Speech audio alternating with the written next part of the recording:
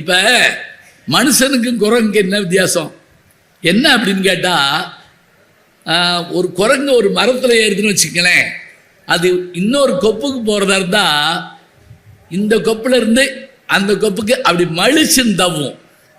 இதை விடும், அதை பிடிக்கும். விட்டு பற்றும் குணமுடையது குரங்கு. நம்ம மனுஷன் என்ன செய்வோம் தெரியுமா?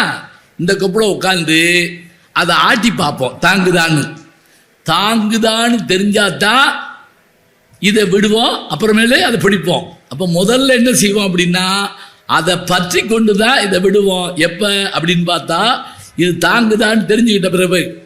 குரங்குக்கு மனுஷனுக்கு உள்ள வித்தியாசம் அதுதான். அது விட்டு பற்றும் குணமுடையது, மனிதன் பற்றி விடும் குணமுடையவன். இந்த நிகழ்காலத்தில் ஒரு பாட்டில் ஒரு சொல்ல வைக்கிறது சாதாரணம் கிடையாது. ஏன் அப்படின்னா, வந்தான் போனான்னு எழுதுறது ஈஸி, வருவான் போவான்னு எழுதுறது ஈஸி. வந்து கொண்டிருக்கிறான் அப்படின்னு எழுதுறது ரொம்ப கஷ்டம், மீட்டரில் நிற்காது.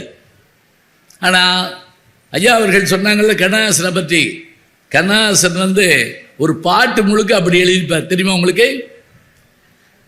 அழகு சிரிக்கின்றது அப்படின்னு ஒரு பாட்டு இருக்கும். சிவாஜி கணேசன் அவர்களும் சரோஜி தேவியும் பாடுற பாட்டு. அதில் அந்த முழு பாட்டுமே நிகழ்கால இடைநிலையிலே இருக்குங்க.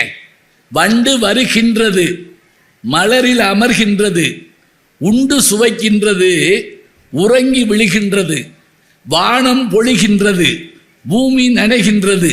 எத்தனை கின்றது யார் எழுத முடியும் சொல்லுங்க பார்ப்போம். இப்போ நமக்கு மனதில் ஏதேனும் குழப்பங்கள் இருந்தால் அந்த குழப்பங்களை தீர்த்து கொள்வதற்கு நாம் என்ன செய்வோம் அப்படின்னா, வேற வழி இல்லைங்க, புத்தகங்கள் தான் படிக்கணும். மகாத்மா காந்தி ஒரு முறை லியோ டால்ஸ்டாய்க்கு ஒரு கடிதம் எழுதினாரா. எப்படி? அவர் குருநாதர் லியோ டால்ஸ்டாய் எழுதுறாரு, நான் மன குழப்பங்களால் வருத்தமுற்றிருக்கிறேன், தாங்கள் ஏதேனும் அதற்கு ஒரு வழி சொல்ல வேண்டும். அவர் உடனே அந்த கடிதம் எழுதுகிறாருங்க. எப்படி? என்னிடத்தில் நீங்கள் யோசனை கேட்கிறீர்கள், நன்றி. ஆனால் இதற்கான பதிலெல்லாம் உங்கள் நாட்டிலே இந்தியாவில் தமிழ் மொழி என்ற ஒரு மொழியில் திருக்குறள் என்ற ஒரு நூல் இருக்கிறது. அந்த நூலில் இதற்கான விடை முழுவதும் இருக்கிறதுன்னு சொல்லி ஒரு ரஷ்யாக்காரர் சொல்கிறாரு, ரஷ்ய எழுத்தாளர். அதை கேட்டுட்டு காந்தியடிகள் கொஞ்சம் வெக்கப்பட்டாராம். நம்ம நாட்டில் இருக்கக்கூடிய மொழியில் எழுதப்பட்ட இலக்கியம் நமக்கு தெரியலேன்னு சொல்லி அந்த மொழிபெயர்ப்பை உடனே வாங்கி படிச்சுட்டு அதில் கீழே எனக்கு பிடித்த குறள்னு ஒரு திருக்குறளை எழுதி மோகன்தாஸ் கரம்சந்த் காந்தின்னு தமிழில் கையெழுத்து போட்டு கொடுத்தாருங்க. அப்படி காந்தியடிகளையே ஈர்க்கக்கூடிய, லியோ டால்ஸ்டாயை ஈர்க்கக்கூடிய பெருமையுடையது தான் திருக்குறள். ஒரு 7 சொல் கொண்ட திருக்குறளில் 5 தடவை செல்வம்னு சொல்கிறாருங்க. செல்வத்துள் செல்வம், செவிச்செல்வம், அச்செல்வம், செல்வத்துள் எல்லாம் தலை. சரியா இருக்கா? இதே 6 தடவை ஒரு சொல்ல பயன்படுத்துவார். தெரியுமா உங்களுக்கு? இந்த பாருங்க, பற்றுக, பற்றச்சான், பற்றினை, அப்பற்றை, பற்றுக, பற்று விடற்கு.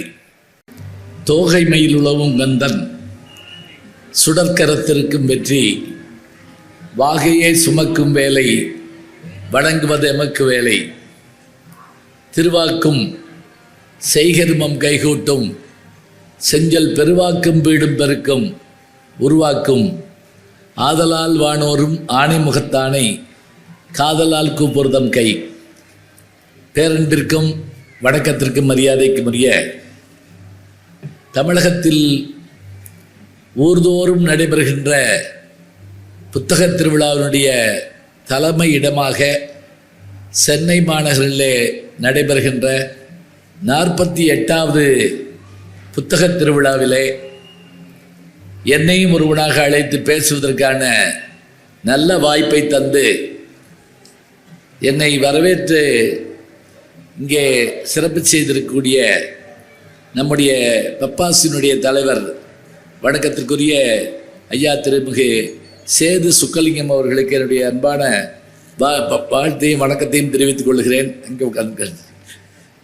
அதே போல் இந்த நிகழ்ச்சியிலே இங்கே வரவேற்பு நல்கி நம்மை அன்போடு வரவேற்று பெருமை சேர்த்திருக்கின்ற பப்பாசினுடைய மேலாள் தலைவர் வணக்கத்துக்குரிய ஐயா வைரவன் அவர்களுக்கு என்னுடைய அன்பு பாராட்டை நான் மகளோடு தெரிவித்துக் கொள்கிறேன்.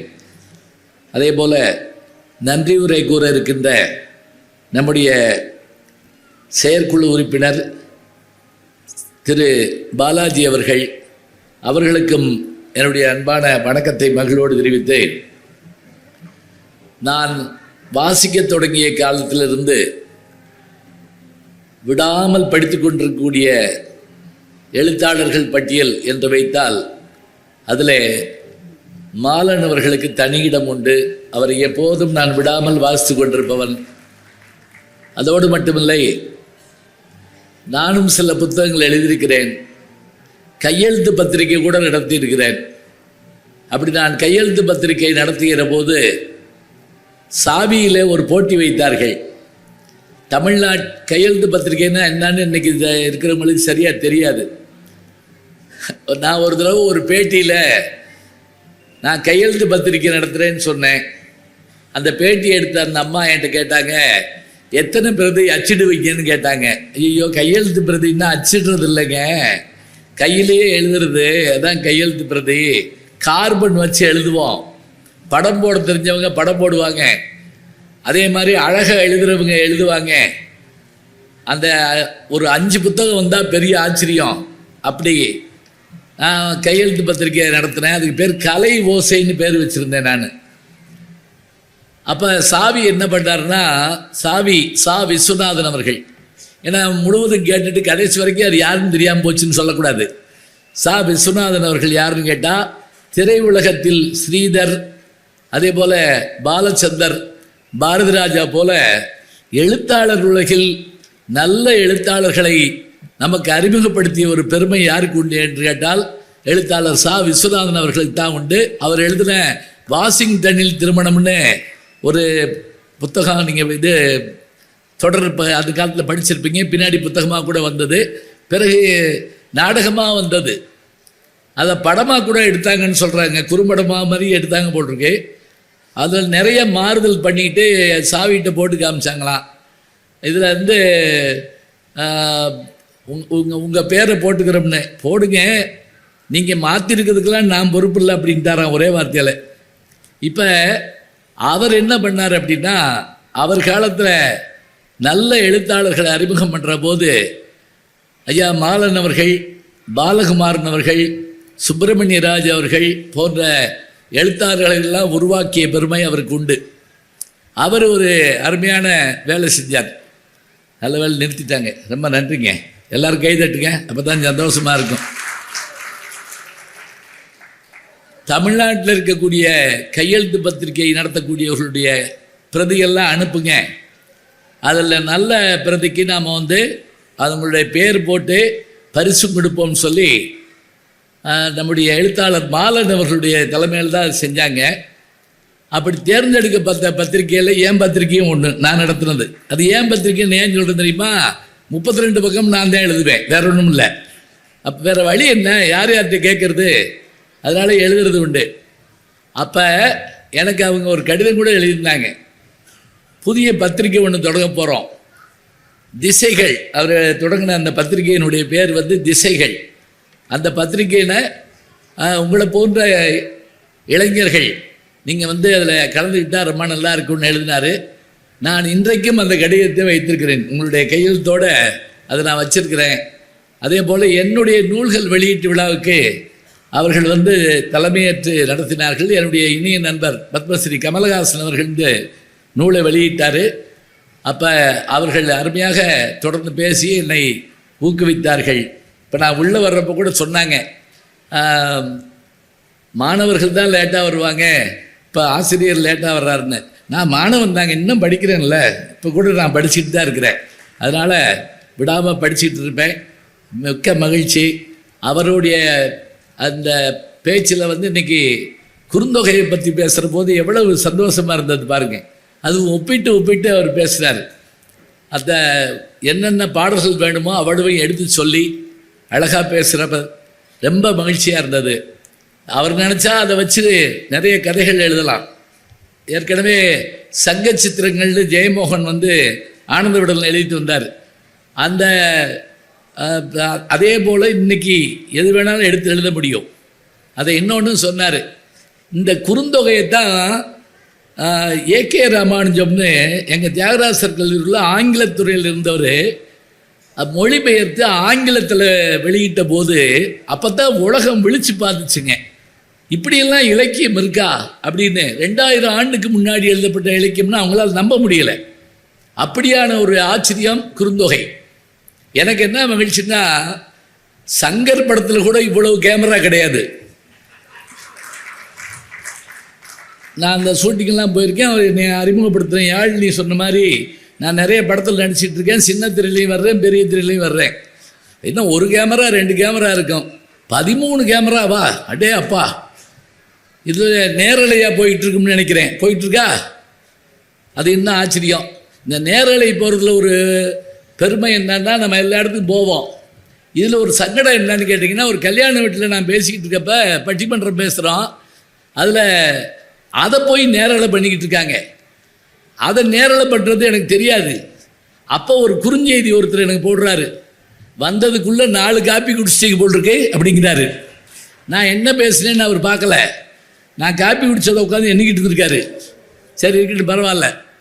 இங்கே இத்தனை கேமராக்கள் மூலமாக நல்ல கற்றறிந்த சார்ந்தோருடைய பேச்சுக்களை பதிவு செய்து உலகம் பூரா கொண்டு போய் சேர்க்கக்கூடிய அத்தனை தொலைக்காட்சி நேயர்களுக்கும் சேனல்களுக்கும் என்னுடைய அன்பு பாராட்டை நான் மகிழ்வோடு தெரிவித்துக் கொள்கிறேன். நான் இருக்கிறது பின்னாடி தெரியலன்னா கொஞ்சம் சேரை நகட்டி போட்டு வந்து உட்காந்துக்கலாம். ஒன்றும் சரியாக தெரியுதுங்களா? இல்லை போதும் அப்படின்னா பரவாயில்ல, அங்கேருந்தே பார்த்துக்குறோம், போதும்னா பரவாயில்ல. முகம் பார்த்து பேசுகிறதுக்காக நான் வந்த உடனே சொன்னேன், முன்னாடி ஒரு 10 பேராக உட்கார்ந்தா தான் எங்களுக்கு பேச ஓடும், கொஞ்சம் பார்த்து முகம் பார்த்து பேசணுமா இல்லையா? அதுக்காக. அதனால் வந்திருக்கக்கூடிய பெருமக்கள், அதே போல் பப்பாசியினுடைய பொறுப்பாளர்கள், குறிப்பாக அன்புக்குரிய செயலர் திரு முருகன் அவர்கள், அவர் தான் எப்போவும் எங்கே இருந்தாலும் உடனே ஃபோன் பண்ணி வரவேற்று இந்த நாளில் வந்து பேசுங்கன்னு சொல்லி எல்லா ஊர்களையும் நான் அவரை பார்க்குற வாய்ப்பு இருக்கும். தலைவர் அவர்கள் எல்லா இடங்களுக்கு வர முடியலனாலும் முக்கியமான இடங்கள்லாம் வந்து தோன்றி எங்களெல்லாம் மகிழ்விப்பார். அவருக்கும் என்னுடைய நன்றியை தெரிவிச்சுக்கிறேன். அதே போல் இங்கே 700க்கும் மேற்பட்ட ஸ்டால்கள் போடப்பட்டிருக்குங்கிறாங்க. அதனுடைய செய்திகள் எல்லாம் 2 நாளைக்கு முதல்ல ஆனந்த விடலையும் பார்த்தேன். ஆனந்த விடலில் படத்தோடு உங்களெல்லாம் பார்த்து ரொம்ப மகிழ்ச்சியாக இருந்தது. இப்படி இந்த புத்தக திருவிழாவுக்கு வருகை தரக்கூடிய அத்தனை பேரையும் பாராட்டி மகிழ்ந்து என்னுடைய பேச்சை நான் தொடங்குறேன். அவங்க சொன்னபோது அந்த குறுந்தொகை சொன்னாங்க பாருங்கள், இந்த பேசுகிறப்ப மாத்திரம் இந்த தில்லானா மோனாம்பால் படத்தில் மாதிரி அமைதியாக இருந்து கேட்டால் தான் பேச முடியும். நீங்கள் தில்லானா மோனாம்பாலில் அவர் வாசிக்கிட்டு இருக்கப்போ ஒரு வெடி போடுவாங்க, பார்த்துருக்கீங்களா? உடனே என்ன செய்வார் அவர், கொஞ்ச நேரம் பார்ப்பார், அதுக்குள்ளே பாலையா டக்குன்னு யாராவன் ஞான சூன்யம் அப்படிம்பார். அப்புறம் அவர் வாசிக்கிறத நிப்பாட்டிட்டு எந்திரிச்சிடுவார். இவங்க அப்போ தான் பத்மினி வருவாங்க, பார்ப்பாங்க, கொஞ்சம் இருந்து நீங்கள் இதை என்னுடைய நாட்டியத்தை பார்க்கணுன்னு, எந்த வேட்டு சத்தத்துலையா அப்படின்னு கேட்பார். ஏன் வேட்டு சத்தத்தில் ஆட முடியாதா? ஆர்ப்பரிக்கும் அலையின் ஓசைகள், அதே போல் நீர்வீழ்ச்சியினுடைய ஓசை, இதிலெல்லாம் நம்ம வந்து ஆட முடியாதா, பாட முடியாதான்னு, ஆடு அப்படின்ட்டு போயிடுவார் அவர். அது உண்மைதாங்க, மன லயிச்சு பேசுகிற மாதிரி இல்லை. இப்போ எங்களுக்கு என்ன சிரமம்னா, இந்த கல்யாண வீடுகளில் எங்களை பேச கூப்பிடுவாங்க, அது ஒரு தற்கொலை முயற்சி. அது யார் பேச்சையும் யாரும் கேட்க மாட்டாங்க, நான் பேசணும். இப்போ சமீபத்தில் ஒரு கல்யாண வீட்டுக்கு போயிருந்தப்ப 3000 பேர் வந்திருந்தாங்க, நான் தான் பேச்சாளே. 3000 பேரும் பேசிக்கிட்டு இருந்தாங்க, நான் உட்காந்துருந்தேன். அதனால் இனிமேல் கல்யாண வீடுகளுக்கு போகிறதுக்கு கொஞ்சம் யோசிப்போம்னு நினச்ச போது இன்னொரு வீட்டில் வந்து கூப்பிட்டாங்க. நான் சொன்னேன், அங்கே யாரும் கேட்க மாட்டாங்களே அப்படின்னேன். அவர் கேட்க மாட்டேன்ட்டார். இந்த இடத்துல நீங்கள் சிரிக்கணும், சரியா? ஐயோ, ஏன் நிலைமை இப்படி ஆகி போச்சு பாருங்க. என்ன தெரியுங்களா, டிவியாக பார்த்து நீங்கள் டிவிக்கு கைதட்ட மாட்டீங்கல்ல, அது மாதிரி ஆயிட்டோம். ஆள் வந்து நின்னாலுமே டிவியில் தான் வர்றாரு, இந்த வேற போட்டு வச்சுட்டாங்க. இது யார் கேட்டா? இப்போ நான் தான் நேரம் தெரியுறேன்ல. என்ன சைதாப்பேட்டையில் இருந்தால் பார்க்க போகிறாங்க என்னைய. இப்போ அது என்ன கஷ்டம் தெரியுங்களா, இந்த லிப்பு சிக்ரனைஸ் ஆகாது. நான் ஒரு பக்கம் பேசுவேன், அது ஒரு பக்கம் தெலுங்கு படம் மாதிரி பேசிக்கிட்டு இருக்கோம். நல்ல வேளை நிப்பாட்டாங்க, ரொம்ப நன்றி. சொல்ல சொல்ல கேட்குறாங்களே, அருமையாக இருக்கு. அங்கே நான் சொன்னேன் யாரும் கேட்க மாட்டாங்களே அப்படின்னேன். அவர் சொன்னார் பரவாயில்ல நீங்கள் வாங்கன்னு கூப்பிட்டு போய் அதே தான் நடந்துச்சு. பொண்ணு மாப்பிள்ளைய தாலி கட்டி முடிச்ச உடனே என் கையில் மைக்கை கொடுத்துட்டாங்க. எங்கேயாவது போடியம் இருக்குது, ஹேண்ட் மைக்கை வச்சுக்கிட்டு பேசணும். பெரியோர்களே தாய்மார்களே 2 வாரத்தை தான் சொன்னேன். 300 பேர் மேடைக்கு ஓடி வந்து பொண்ணு மாப்பிள்ளைக்கு பரிசு கொடுக்குறோம்னு. அது எங்கள் ஊர் பக்கம்லாம் நல்ல மொய் செய்வாங்க. இப்போ யார் இங்கே பொக்கேன்னு கண்டுபிடிச்சான்னு தெரில. இப்படி வாங்கி அப்படி போட்டு அப்படி போயிடுறாங்க. இந்த காசெல்லாம் கொடுக்கணும், பொண்ணு மாப்பிள்ளைக்கு பொண்ணு அது இதெல்லாம் செய்யணும். சரி இருக்கட்டும், எல்லாம் பொண்ணு மாப்பிள்ளைக்கு பரிசு கொடுக்குறோம்னு கூட்டம் மேடைக்கு ஓடி வந்து என்னைய தள்ளிக்கிட்டே போகிறாங்க. அங்கிட்டு நின்று பேசி, இங்கிட்டு நின்று பேசி, இங்கிட்டு. நானும் விடலை. தமிழ் படித்தவன் பாருங்க, அங்கே 10 பாட்டு, இங்கே 8 தொகை, இங்கே குறுந்தொகை, ஏன்னா பெருந்தொகை வாங்கிட்டேன் பேசுறதுக்காக. அந்த கூட்டத்தில் ஒரு பாட்டி என்கிட்ட வந்து என்னை இப்படி தோளில் தட்டி அந்த ரூம்குள்ளே போய் பேசியா ஒருத்தருமே இல்லை அப்படின்னு சொல்லிச்சு. அது எவ்வளவு நல்ல கிளவி பார்த்தீங்களா. தனியாக பேசுகிறவன் இங்கே பேசுகிறேன்னா அங்கே பேசுகிறேன். நான் இருக்கட்டும், பேசுகிறப்ப எப்போவுமே என்ன அப்படின்னா வானொலியில் பேசுகிறது ஒரு வகைங்க. அங்கே யாரும் இருக்க மாட்டாங்க, நம்மளாக தான் பேசணும், எல்லோரும் இருக்கிறதா நினச்சிக்கிறணும். அதில் இன்னொன்று என்னென்னா, வானொலியில் பேசுகிறப்ப உள்ளேருந்து ஒருத்தர் நமக்கு சைகை காட்டிக்கிட்டே இருப்பார். முடிக்க சொல்கிறப்ப அப்படிம்பார், அதே மாதிரி இப்படி டைம் காட்டுவார். இதெல்லாம் பார்க்கணும். ஒரு தடவை ஒரு நாட்டுப்புறத்து பாடல்கள் பாட வந்தவங்க, அவங்க இதெல்லாம் பழக்கம் இல்லாதவங்க, அவங்க உள்ளே இருந்து அப்படிலாம் காமிக்கிறாரு. ஒன்றும் நடக்கலை. அவர் அப்படின்னாரு. அவர் எந்திரிச்சு ஓடியான்ட்டார் கூப்பிடுறாராக்குன்னு சொல்லி. இது பரவாயில்ல. நாதஸ்வரம் வாட்ச ஒருத்தர் ரொம்ப லயிச்சு கண்ணை மூடி வாட்சி அவர் சொல்கிறத கவனிக்கவே இல்லை. டைம் முடிஞ்சு போச்சு. அப்புறம் அவர் என்னென்னமோ செஞ்சு பார்த்துட்டு இப்படின்னு சொல்லி டைம் முடிஞ்சுன்னு காட்டுறாரு. இவர் நாதஸ்வரத்தை சுற்றி சுற்றி வாசிக்கிறாரு. இப்படி கேட்குறாராக்குன்னு நினச்சி அங்கே பேசுறது ஒரு வகை. ஆனால் பேச்சு பேசுகிறதாருன்னா முதல்ல ஆட்கள் வந்து முன்னாடி உட்கார்ந்து கேட்கணுங்க. இப்போ மேடையில் பெரியவங்க இருக்காங்க, முன்னாடி தலைவர் இருக்காங்க, மற்றவர்களாக இருக்காங்க. வெளியிலிருந்து வரணும். 2000 வருஷத்துக்கு முதல்ல திருவள்ளுவர் சொன்னார், பேச்சு எப்படி அமையணும் அப்படின்னா கேட்டுக்கிட்டு இருக்க ஆளை கட்டி போடணும். கேளாதவர்கள், இந்த பேச்சை கேளாதவர்கள் ஐயோ நல்ல பேச்சை கேட்க முடியலையே அப்படின்னு வருத்தப்படணும். இதுதான் பேச்சு. கேட்குறவங்க மகிழணும், கேளாதவங்க வருந்தணும். இதில் கேளார் அப்படின்னா வெறும் கேட்காதவங்கன்னு அர்த்தம் இல்லைங்களா. அதுக்கு என்ன அர்த்தம் தெரியுமா, பகைவர்னு ஒரு அர்த்தம் இருக்கு. இப்போ யாதும் ஊரே யாவரும் கேளீர் அப்படின்னா அதுக்கு வந்து சுற்றத்தார்னு அர்த்தம். கேளார்னா பகைவர்னு அர்த்தம். பகைவனாக இருந்தால் கூட அவனும் விரும்புகிற மாதிரி உட்காந்து பேசணுமா. இப்போ பாருங்க, இது நடக்குமா? நமக்கு பிடிக்காதவன் பேசுனா என்ன செய்வான்? என் போட்டுமியா அப்புறம் வர்றேன் அப்படின்னு சொல்லி தானே வருவான். ஆனால் அவங்களையும் இழுத்து உட்கார வைக்கணுமா. அதான் அந்த பேச்சுக்குரியது. அதில் முதல் ஒரு சொல்லு பாருங்க, கேட்டார் பிணிக்கும் தகையவாய்.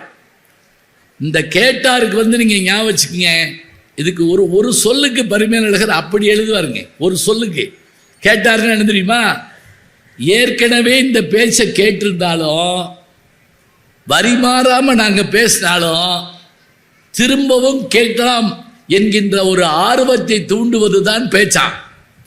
இப்போ இன்னைக்கெல்லாம் எங்களுக்கு என்ன சிரமம் தெரியுங்களா, முந்தி 10 ஜோக் இருந்தால் நாங்கள் 10 வருஷம் பிழைச்சிருவோம். இப்போ அப்படி இல்லை. இப்போ ஒன்று சொல்லி முடிக்கிறதுக்குள்ள அது வந்துடுது. அதை இன்னொரு ஆள் வேற சொல்லிடுறாரு. அதனால் நான் சொன்னால் அவர் தான் கேட்குறாங்க. எனக்கு ஞாபகம் இருக்கு, ஒரு 20 வருஷத்துக்கு முதல்ல, நான் 25 வருஷத்துக்கு முதல்ல மதுரையில் பேசிட்டு மறுநாள் சேலத்துக்கு போகிறேன் ஒரு ரோட்டரி கிளப்பில் பேசுகிறதுக்கு. பேசி முடித்தோடனே எல்லோரும் வந்து கை கொடுத்தாங்க.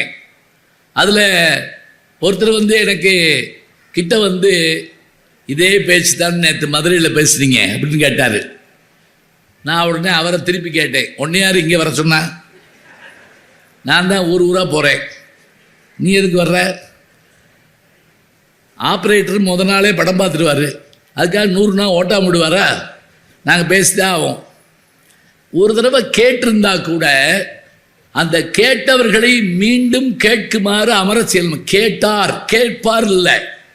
கேட்பார்னா யாருன்னா எதிர்காலம். இவ்வு எதிர்காலம், எதிர்கால சொற்கள். இட்டு இரு இறந்த கால சொற்கள். நீங்கள் இதுக்காக எந்திரிச்சு போயிடக்கூடாது. இலக்கணம் ஆரம்பிச்சிட்டாங்க போட்டிருக்கு அப்படின்னு சொல்லி போகக்கூடாது. அதாவது ஒன்றும் இல்லைங்க, உண்டான் சாப்பிட்டான் அப்படின்னா அது இறந்த காலம். உண்பான் எதிர்காலம், உண்ணுகின்றான் நிகழ்காலம். இந்த நிகழ்காலத்தில் ஒரு பாட்டில் ஒரு சொல்ல வைக்கிறது சாதாரணம் கிடையாது. ஏன் அப்படின்னா, வந்தான் போனான்னு எழுதுறது ஈஸி, வருவான் போவான்னு எழுதுறது ஈஸி, வந்து கொண்டிருக்கிறான் அப்படின்னு எழுதுறது ரொம்ப கஷ்டம், மீட்டரில் நிற்காது. ஆனால் ஐயா அவர்கள் சொன்னாங்கள்ல கண்ணதாசனை பற்றி, கண்ணதாசன் ஒரு பாட்டு முழுக்க அப்படி எழுதிப்பார். தெரியுமா உங்களுக்கு? அழகு சிரிக்கின்றது அப்படின்னு ஒரு பாட்டு இருக்கும். சிவாஜி கணேசன் அவர்களும் சரோஜா தேவியும் பாடுற பாட்டு. அதில் அந்த முழு பாட்டுமே நிகழ்கால இடைநிலையிலே இருக்குங்க. வண்டு வருகின்றது, மலரில் அமர்கின்றது, உண்டு சுவைக்கின்றது, உறங்கி விழுகின்றது, வானம் பொழிகின்றது, பூமி நனைகின்றது. எத்தனை கின்றது யார் எழுத முடியும் சொல்லுங்க பார்ப்போம். இப்போ என்ன தெரியுங்களா, இதை நம்ம கேட்கவே முடியல, இப்படிலாம் எழுத முடியுமா அப்படின்னு சொல்லி. கவிஞனை காட்டில் அதிகமாக யோசிக்கணுங்க ரசிக. முதல்ல ஞாபகம் வச்சுக்கோங்க, படைப்பாளின காட்டில் அதிகமாக யோசிக்கணும் ரசிகர்கள், நேயர்கள். எப்படி யோசிக்கணும்? என்ன பார்வை உந்தன் பார்வை இடை மெலிந்தால் இந்த பாவை அப்படின்னு காதலிக்க நேரமலையில் ஒரு பாட்டு வரும். ரொம்ப பழசாக சொல்கிறேன்னு பயப்படாதீங்க, இப்போ கூட எடுத்து போட்டு பார்த்துக்கலாம். இந்த பாட்டு ஹிட்டான நேரத்தில் எல்லாரும் பாராட்டுறாங்க. ஒரு தமிழ் புலவர் என்ன பண்ணார், தமிழ் வாத்தியார் ஒரு மாலையை வாங்கிட்டு போய் கண்ணதாசன் கழுத்தில் போட்டிருக்காரு. அவர் என்னன்னாரு, உங்களை மாதிரி இலக்கணமாக யாருமே எழுத முடியாது, அப்படி என்ன இலக்கணம் எழுதிட்டேன்னு கேட்டிருக்காரு. என்ன பார்வை உந்தன் பார்வை இடைமெளிந்தால் இந்த பாவை, அருமையான இலக்கணம் பாட்டுருக்காரு. இதில் என்ன இலக்கணம் இருக்குன்றிருக்காரு கண்ணதாசன். இல்லை முத வரியில் பார்வைன்னு போட்டிருக்கீங்க, அடுத்த வரியில் பாவைன்னு போட்டிருக்கீங்க. ஆமாம் போட்டிருக்கேன். அதுக்கு இடையில இடைமெளிந்தால்னு போட்டிருக்கீங்கல்ல, அப்படின்னா என்ன தெரியுமா? அதாவது பார்வையாகிய இடையின ரகரம் மெலிந்தால் கெட்டுப்போனால் பார்வை பாவையாக மாறும்னு நீங்கள் கண்டுபிடிச்சிருக்கீங்க. இவர் மாலையை கழட்டி அவருக்கு போட்டு நான் சத்தியமாக இப்படி யோசிக்கவே இல்லையா பொருந்தி வருது பாருங்க. என்ன தெரியுங்களா, இலக்கணம் நம்ம ஏன் பயப்படுறோம்னா எளிமையாக சொல்லலாம்ங்க. தோன்றல் திரிதல் கெடுதல் 3 தான் இலக்கணம். ஒன்று, ஒரு எழுத்து தோன்றும், ஒரு எழுத்து இல்லாமல் போகும், ஒரு எழுத்து இன்னொரு எழுத்தாக மாறும். இதுதான் இலக்கணம். எப்படி? வாழை ப்ளஸ் பழம் என்ன போடுவோம்? வாழைப்பழம் இப்போ போடுவோம். இது தோன்றல், ஒன்று உண்டாகுது. கெடுதல்னா என்ன அப்படின்னா, மரம் ப்ளஸ் வேர் என்ன போடுவோம்? மரவேர் அப்படின்னு போடுவோம். மரம் ப்ளஸ் வீடு மரவீடு, இம்மன்னா காணாம போச்சு. ஒன்று தோன்றுச்சு அது தோன்றல், ஒன்று கெட்டு போச்சு காணா போச்சு, இன்னொன்று ஒரு எழுத்து இன்னொரு எழுத்தாவும் மாறும். அது என்ன தெரியுமா? மண் ப்ளஸ் குடம் சீக்கொட்டு மட்குடம் அப்படிமோ. இன்னும் இட்டா மாறுறது ஒரு வகை, இதுக்கு பேர் திரிதல்னு அர்த்தம். இப்போ இது நாங்கள் ஒரு செமஸ்டரில் நடத்த வேண்டியதை உங்களுக்கு நான் சொல்லியிருக்கேன், சரியா? ஏறத்தாலும் 6 மாதம் நடத்த வேண்டிய இலக்கணம் இது. இதை இப்படி சொல்ல முடியும்னு சொன்னால் என்ன அர்த்தம்? தமிழில் 2 வரியிலையும் ஒரு விஷயத்தை சொல்லலாம், அதே 2000 வரியிலையும் சொல்ல முடியும். இப்போ அவர் சொன்ன வார்த்தை என்ன தெரியுமா? இடையின ரகரமாகிய ராவண்ணா மெலிந்து போனால் அங்கே பார்வை பாவையாக மாறும்னு ஒரு ரசிகன் இருந்தா கண்ணதாசனுக்கு எவ்வளவு பெருமையாக இருக்கும். இப்படிப்பட்ட ரசிகர்கள் கிடைக்கிறது எப்படி? புத்தக திருவிழாக்கள் ஏன் தெரியுமா ஒடியாந்து பேசுகிறான்? இங்கே தாங்க ஒத்த சிந்தனையாளர்கள் ஒன்றாக இருப்பாங்க. எல்லாரும் புத்தகத்தை பற்றி படித்தவங்க, பேசுகிறவங்க, கேட்டவங்க இங்கே தான் பேச முடியும். இன்னும் இந்த செல்ஃபோன் இருக்கிற இடத்துல ஒரு பேசுனோம்னா என்ன ஆகும்னா எல்லாத்தையும் இருக்கும், அதில் அவங்க பேசுறது நமக்கு கேட்கும். அது ரொம்ப கஷ்டம். நான் ஒரு மேடையில் பேசிக்கிட்டு இருக்கேன், கீழே பட்டிமன்றம், கீழே இருந்து ஒருத்தர் முடியலை அப்படிங்கிறாரு. என் காதுல கேட்குது. நான் அந்த ஆள்கிட்ட என்னைய முடியல அப்படின்னேன். இல்லை பட்டிமன்றம் முடியலன்னு சொன்னேன் அப்படிங்கிறாரு. அவர் உட்கார்ந்துருக்க முடியலைங்கிறதான் சொல்றாரு, முடியலைங்கிறாரு. கேட்கணுங்க. இங்கே சாப்பிட்ட உணவு இங்கே போனால் 3 மணி நேரம். ஆனால் இங்கே கேட்குற செய்தி நம்ம மனதுக்குள்ளேயோ நம்முடைய அறிவுக்குள்ளேயோ போனால் 7 ஜென்மத்துக்கு வரக்கூடாது. இச்சைக்கும் 7 பிறவிக்கு முந்தனோடு உற்றோமையாவும் உமக்கே நாம் ஆட்சிவோம் மற்றையம் காமங்கள் மாற்றியலோர் எம்பாவாயின்னு சொல்லி ஆண்டாள் தன்னுடைய பாசுரத்தில் சொல்றாருன்னா என்ன அர்த்தம்? ஒரு முறை ஒரு விஷயத்தை கேட்டோம்னா அது நமக்கு மறக்கவே கூடாது. அதனால தான் செல்வத்துள் செல்வம் செவி செல்வம்னார் திருவள்ளுவர். மற்ற செல்வங்கள் எல்லாம் வரும் போகும் அழிஞ்சிடும். ஆனால் காதில் கேட்ட செல்வம் அழியாது. ஒரு 7 சொல் கொண்ட திருக்குறள்ல 5 தடவை செல்வம்னு சொல்றாருங்க. செல்வத்துள் செல்வம் செவி செல்வம் அச்செல்வம் செல்வத்துள் எல்லாம் தலை. சரியா இருக்கா? இதே 6 தடவை ஒரு சொல்ல பயன்படுத்துவார். தெரியுமா உங்களுக்கு? அது எந்த திருக்குறள் ஞாபகம் இருக்கா? சொன்னா பரிசு கொடுப்பீங்களா? கீழே இருந்து திருக்குறளே கொடுப்பாங்க உங்களுக்கு. இப்போ நான் சொல்றது என்ன அப்படின்னா, இப்போ 5 சொல் கொண்ட ஒரு திருக்குறள் நான் சொல்லிட்டேன், நீங்களே ஆமான்ட்டீங்க.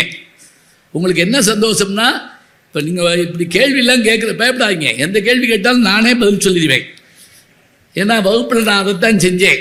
நானே கேட்பேன், நானே பதில். எதுக்கு நமக்கு ஊர் பகை? தெரியாதுன்னு சொல்லுவானே, வெளியே வாடன்னு நான் கூப்பிடுவானே, உள்ளே வாடன்னு நான் கூப்பிடுவானே. ஒரு அப்பா கூட ஒரு பையனை கேட்டார், உங்கள் வகுப்புலேயே நல்லா படிக்கிறது யாரு? எங்கள் வாத்தியார் அப்படின்னு இருக்காவேன். அதனால இப்போ நான் ஒரு நிமிஷம் உங்களுக்கு டைம் தர்றேன்.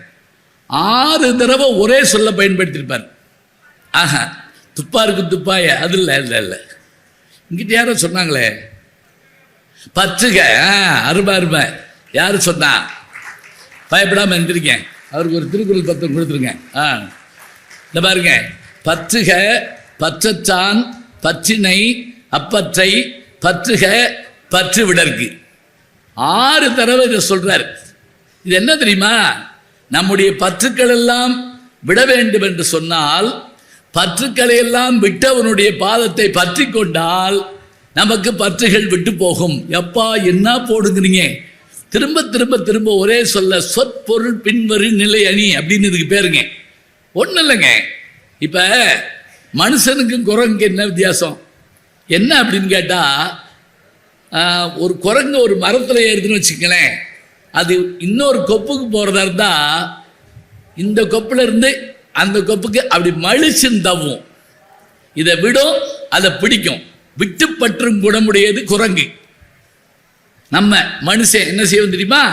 இந்த கொப்பில் உட்காந்து அதை ஆட்டி பார்ப்போம், தாங்குதான்னு.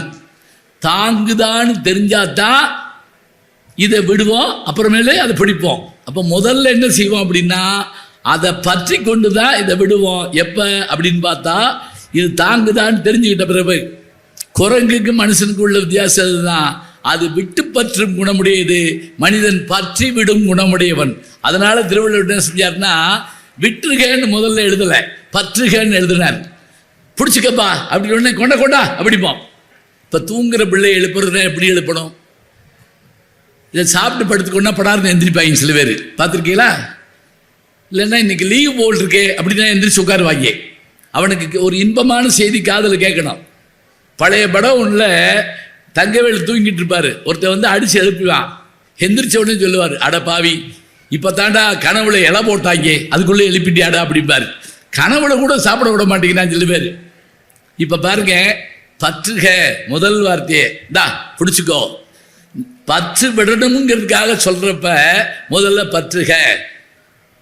எதை ஒரு கேள்வி கேட்போம்ல, பற்றற்றான் பற்றினை, பற்றுக்களையெல்லாம் விட்டான்ல அவனுடைய பாதத்தை. எதுக்காக? அடுத்த கேள்வி கேட்போம். உன்னுடைய பற்றுக்கள் எல்லாம் விட்டு போவதற்காக. அவ்வளவுதாங்க. 6 முறை இதை பயன்படுத்துறாரு. 5 முறை இதை பயன்படுத்துறாரு. என்னன்னா, திரும்ப திரும்ப ஒன்றை சொல்வதனுடைய நோக்கம் என்ன என்றால் பதிய வேண்டும் என்பதற்காகத்தான். எங்க ஊர் பக்கம்லாம் வள்ளி திருமண நாடகம், எனக்கு தெரிஞ்சு வள்ளி பிறந்த காலத்துலேருந்து அந்த நாடகம் போட்டுக்கிட்டே இருக்காங்க. இன்னைக்கு கூட்டம் போகுங்க. அவங்களுக்கு என்ன அந்த கதை தெரியாதா? கதை தெரியும். இந்த வள்ளி யாரு, அந்த முருகன் யாரு, இவர் எப்படி நடிக்கிறாரு, அவர் எப்படி நடிக்கிறார். எங்கள் ஊர் டிஆர் மகாலிங்கம், நான் எனக்கு சொந்த ஊர் சோழவன் தான். தெங்கரை அவர் ஊர், வடகரை எங்கள் ஊர். டிஆர் மகாலிங்கம் வள்ளியா வந்து யூஆர் ஜீவரத்தனம்னு ஒரு அம்மா. அந்த காலத்தில் என்ன தெரியுங்களா, ஊர் பேர் அப்பா பேர் நம்ம பேர் அப்படி தான் வைப்பாங்க. இப்போ உதாரணமாக யூஆர் ஜீவரத்தனம்னா ஊஞ்சலூர் அந்த அம்மாவுடைய பேர், அந்த ஊர் அது ஊஞ்சலூர் தான் அந்த அம்மா. அதுக்கு முதல் ஊர் தான் கொடுமுடி, கேபி சுந்தராம்பாள் ஊர். கொடுமுடி பாலாம்பாள் சுந்தராம்பாள். இப்போ எம்எஸ் சுப்புலட்சுமினா மதுரை சண்முக விடிவு சுப்புலட்சுமி அம்மா பேர் பாருங்க. அம்மா பேர், ஊர் பேர், அம்மா பேர், அவங்க பேர். வேற ஒன்றும் வேண்டாம். மருதூர் கோபால மேனன் ராமச்சந்திரன் கேள்விப்பட்டிருக்கீங்களா? யாரு? எம்ஜிஆர். மருதூர் கோபால மேனன் ராமச்சந்திரன். பாருங்க, அந்த டிஆர் மகாலிங்க எதுக்கு சொல்கிறேன் அப்படின்னா, அவர் முருகனா வந்து யூஆர் ஜீவரத்னம் வள்ளியா வந்து பாட ஆரம்பித்தாங்க. மைக்கே இல்லாத காலத்தில் கூட 8 ஊருக்கு கேட்கும். வந்து அப்படி மணலில் உட்காந்து நாடகத்தை பார்த்தோம்னா அவ்வளோ சந்தோஷமாக இருக்குங்க. அதுவும் அந்த பொறிகடலையோ அல்லது கடலப்பருப்போ எதையாவது வாங்கி தின்னுக்கிட்டு பார்க்குறோம்ல, அருமையாக இருக்கும், நல்ல ரசனையோடு. இப்போ அது வெளியில் செய்யலாம். இப்போ சினிமா தேட்டரில் என்ன செஞ்சு விடுறாங்கன்னா, நல்ல காட்சி வர்ற நேரம் பார்த்து நம்ம பக்கத்தில் எவனாவது உட்காந்து என்னத்தையாவது தின்னுக்கிட்டு இருக்கேன், பார்த்துருக்கேன். இந்த ராஜபாட்டுறங்குதுரைன்னு ஒரு படத்தில் அவ்வளவு சோகமாக ஒரு பாட்டு இருக்குங்க. அம்மம்மா தம்பி என்று நம்பி அவன் உன்னை வளர்த்தான்ங்கிற பாட்டில் அப்படியே கண்ணீர் மல்கும் நமக்கு. அதை நான் பார்த்துக்கிட்டு இருக்கேன். ஒருத்தர் முறுக்கு வாங்கி கருக்குன்னு தின்னுக்கிட்டு இருக்கேன் என் பக்கத்தில். நான் கோபத்தோடு அவனை பார்க்குறேன். அவன் உடனே அப்படின்னா உனக்கு வேணுமான்னு கேட்குறான். சப்புன்னு இறுக்கி பிள்ளாம போல இருந்துச்சு. ஏன்டா அந்த நாச்சுவைக்காகவா பிறந்தோம்? இது வேணும் தான், இல்லைன்னு இல்லை. ஆனால் செவிச்சுவை எப்படிப்பட்டது? தங்கை என்னும் இளையகன்று தாய் வீடு வந்ததென்று என்னுடைய நாடகத்தில் காட்சி. அவள் கொண்டவனை பிரிந்து வந்து கோலம் கொண்டு நிற்பதற்கு கண்டவனே இன்னொருவன் சாட்சி. இந்த பாட்டு என்னன்னா, அந்த கதையை பூரா சொல்லி முடிக்கணுங்க. ராம நாடகத்தில் 4 தன்மைகளை நானும் கண்டேனே வரிசையாக சொல்கிற போது மனசு உருகி போகும். கடைசியாக முடிப்பார், அவன் ராஜாதி ராஜனுக்கு பிள்ளை அல்லவா, இந்த ராஜபாட்டு ரங்கதுரை ஏழை அல்லவான்னு சொன்னால் பார்த்துக்கிட்டு இருக்க நமக்கு கண்ணு கலங்கி போகுங்க. இலக்கியம் அப்படி படிக்கணும், அப்படி பார்க்கணும். இன்னைக்கு என்ன தலைப்பில் பேசலான்னு கேட்ட போது நீங்களே சொல்லுங்கண்டாங்க. நான் சொன்னேன் விருந்தும் மருந்தும் அப்படின்னு சொல்லி சொன்னேன். இதே ஒன்றும் இல்லை, நீங்கள் பாட்டுக்கு ஏதாவது சித்த வைத்தியம் நினச்சிட்டு போயிடாதீங்க. விருந்துன்னா என்ன அப்படின்னா, நமக்கு ஏற்படுற மனமகிழ்ச்சி, அந்த பொழுதை ரொம்ப மகிழ்ச்சியாகவும் சந்தோஷமாகவும் விருந்து சாப்பிட்றப்ப இருக்கக்கூடிய அந்த மகிழ்ச்சி இருக்குல்ல, அது மாதிரி சில புத்தகங்கள் இருக்கும், சந்தோஷமாக படிப்போம். மருந்துன்னா என்ன தெரியுங்களா? மருந்து கெட்டதில்லை, உடம்புல இருக்கக்கூடிய நோயை போக்குவது. இப்போ நமக்கு மனதில் ஏதேனும் குழப்பங்கள் இருந்தால் அந்த குழப்பங்களை தீர்த்து கொள்வதற்கு நாம் என்ன செய்வோம் அப்படின்னா, வேற வழி இல்லைங்க, புத்தகங்கள் தான் படிக்கணும். மகாத்மா காந்தி ஒரு முறை லியோ டால்ஸ்டாய்க்கு ஒரு கடிதம் எழுதினாரா. எப்படி? நான் அவர் குருநாதர் லியோ டால்ஸ்டாய் எழுதுறாரு, நான் மன குழப்பங்களால் வருத்தமுற்றிருக்கிறேன், தாங்கள் ஏதேனும் அதற்கு ஒரு வழி சொல்ல வேண்டும். அவர் உடனே அந்த கடிதம் எழுதுறாருங்க. எப்படி? என்னிடத்தில் நீங்கள் யோசனை கேட்கிறீர்கள், நன்றி. ஆனால் இதற்கான பதிலெல்லாம் உங்கள் நாட்டிலே இந்தியாவில் தமிழ் மொழி என்ற ஒரு மொழியில் திருக்குறள் என்ற ஒரு நூல் இருக்கிறது. அந்த நூலில் இதற்கான விடை முழுவதும் இருக்கிறதுன்னு சொல்லி ஒரு ரஷ்யாக்காரர் சொல்றாரு, ரஷ்ய எழுத்தாளர். அதை கேட்டுட்டு காந்தியடிகள் கொஞ்சம் வெக்கப்பட்டாராம். நம்ம நாட்டில் இருக்கக்கூடிய மொழியில் எழுதப்பட்ட இலக்கியம் நமக்கு தெரியலேன்னு சொல்லி அந்த மொழிபெயர்ப்பை உடனே வாங்கி படிச்சுட்டு அதில் கீழே எனக்கு பிடித்த குறள்னு ஒரு திருக்குறளை எழுதி மோகன்தாஸ் கரம்சந்த் காந்தின்னு தமிழில் கையெழுத்து போட்டு கொடுத்தாருங்க. அப்படி காந்தியடிகளையே ஈர்க்கக்கூடிய, லியோ டால்ஸ்டாயை ஈர்க்கக்கூடிய பெருமையுடையது தான் திருக்குறள். அது மன நோய்க்கு மருந்துங்க. எத்தனையோ விஷயங்கள் சொல்லுவாங்க. இப்போ நீங்கள் மரம் அறுத்து அந்த வீடு கட்ட போகிறப்ப என்ன செய்வாங்கன்னா, ஒரு நூல் பிடிச்சு அதை அளப்பாங்க. அது எதுக்கு தெரியுங்களா? அந்த மரத்தில் கோணல் பானல் இருந்துச்சுன்னா அதெல்லாம் அப்படி செதுக்கிட்டே வந்து நேராக்குவாங்க. அந்த நூல் மரத்திலே இருக்கக்கூடிய கோணல்களை சரி செய்யும். இந்த நூல் நம்முடைய புத்தக திருவிழாவிலே கிடைக்கிற நூல் நம் மனத்தில் ஏற்படுகிற கோணல்களை மாற்றி நம்மை மனிதராக்கும். இந்த கைதட்டி எனக்கு இல்லை, நன்னூல் எழுத்தாளர் நன்னூலை எழுதிய பவனந்தி முனிவருக்கு தான். அவர் தான் சொல்கிறார், மனக்கோட்டம் தீர்க்கும் அப்படிங்கிறார். கோட்டம்னா என்னென்னா வளைவுன்னு அர்த்தம். அதை போக்கக்கூடிய ஆற்றல் உண்டு அப்படிங்காங்க. இப்போ நமக்கான விஷயங்களில் என்ன அப்படின்னு பார்த்தீங்கன்னா, நாம் பொழுது போகிறதுக்காக 1000 விஷயங்கள் படிப்போங்க. ஒரு ஒன்றும் இல்லை, நகைச்சுவையாக ஒன்றை பார்த்த உடனே சந்தோஷம் ஏற்படுது. இப்போ எழுத்தாளர் மாலன் அவர்கள் சொன்னாங்க பாருங்க, மதுரையில் வந்து அந்த மனைவியின் கூந்தலுக்கு மனம் இருக்கான்னு சொல்லிட்டு அந்த பாட்டு குறுந்தொகையில் 2வது பாட்டு, கொங்குதேர் வாழ்க்கை அஞ்சிரை தும்பி காமம் செப்பாது கண்டது மொழிவோம். அதில் ஒரு சுவாரஸ்யமான செய்தி இருக்குது. நான் ஏற்கனவே சொல்லியிருக்கேன், இருந்தாலும் பரவாயில்ல, சொல்லித்தான் ஆகணும், வேறு வழி இல்லை.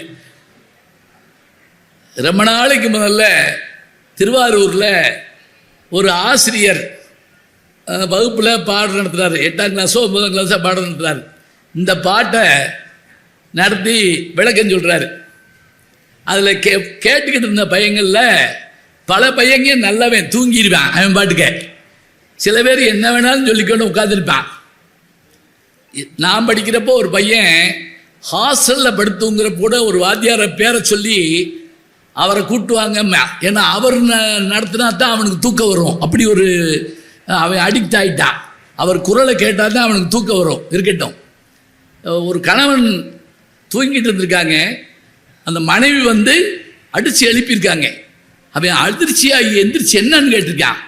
தூக்க மாத்திரை சாப்பிடாம படுத்துட்டீங்க அப்படின்னு. தூக்கம் வந்தால் விட வேண்டியது தானே, கடமையை செய்கிறாங்களாம். நல்ல வேளை கரைச்சி காதில் ஊத்தாம போச்சு அந்த அம்மா.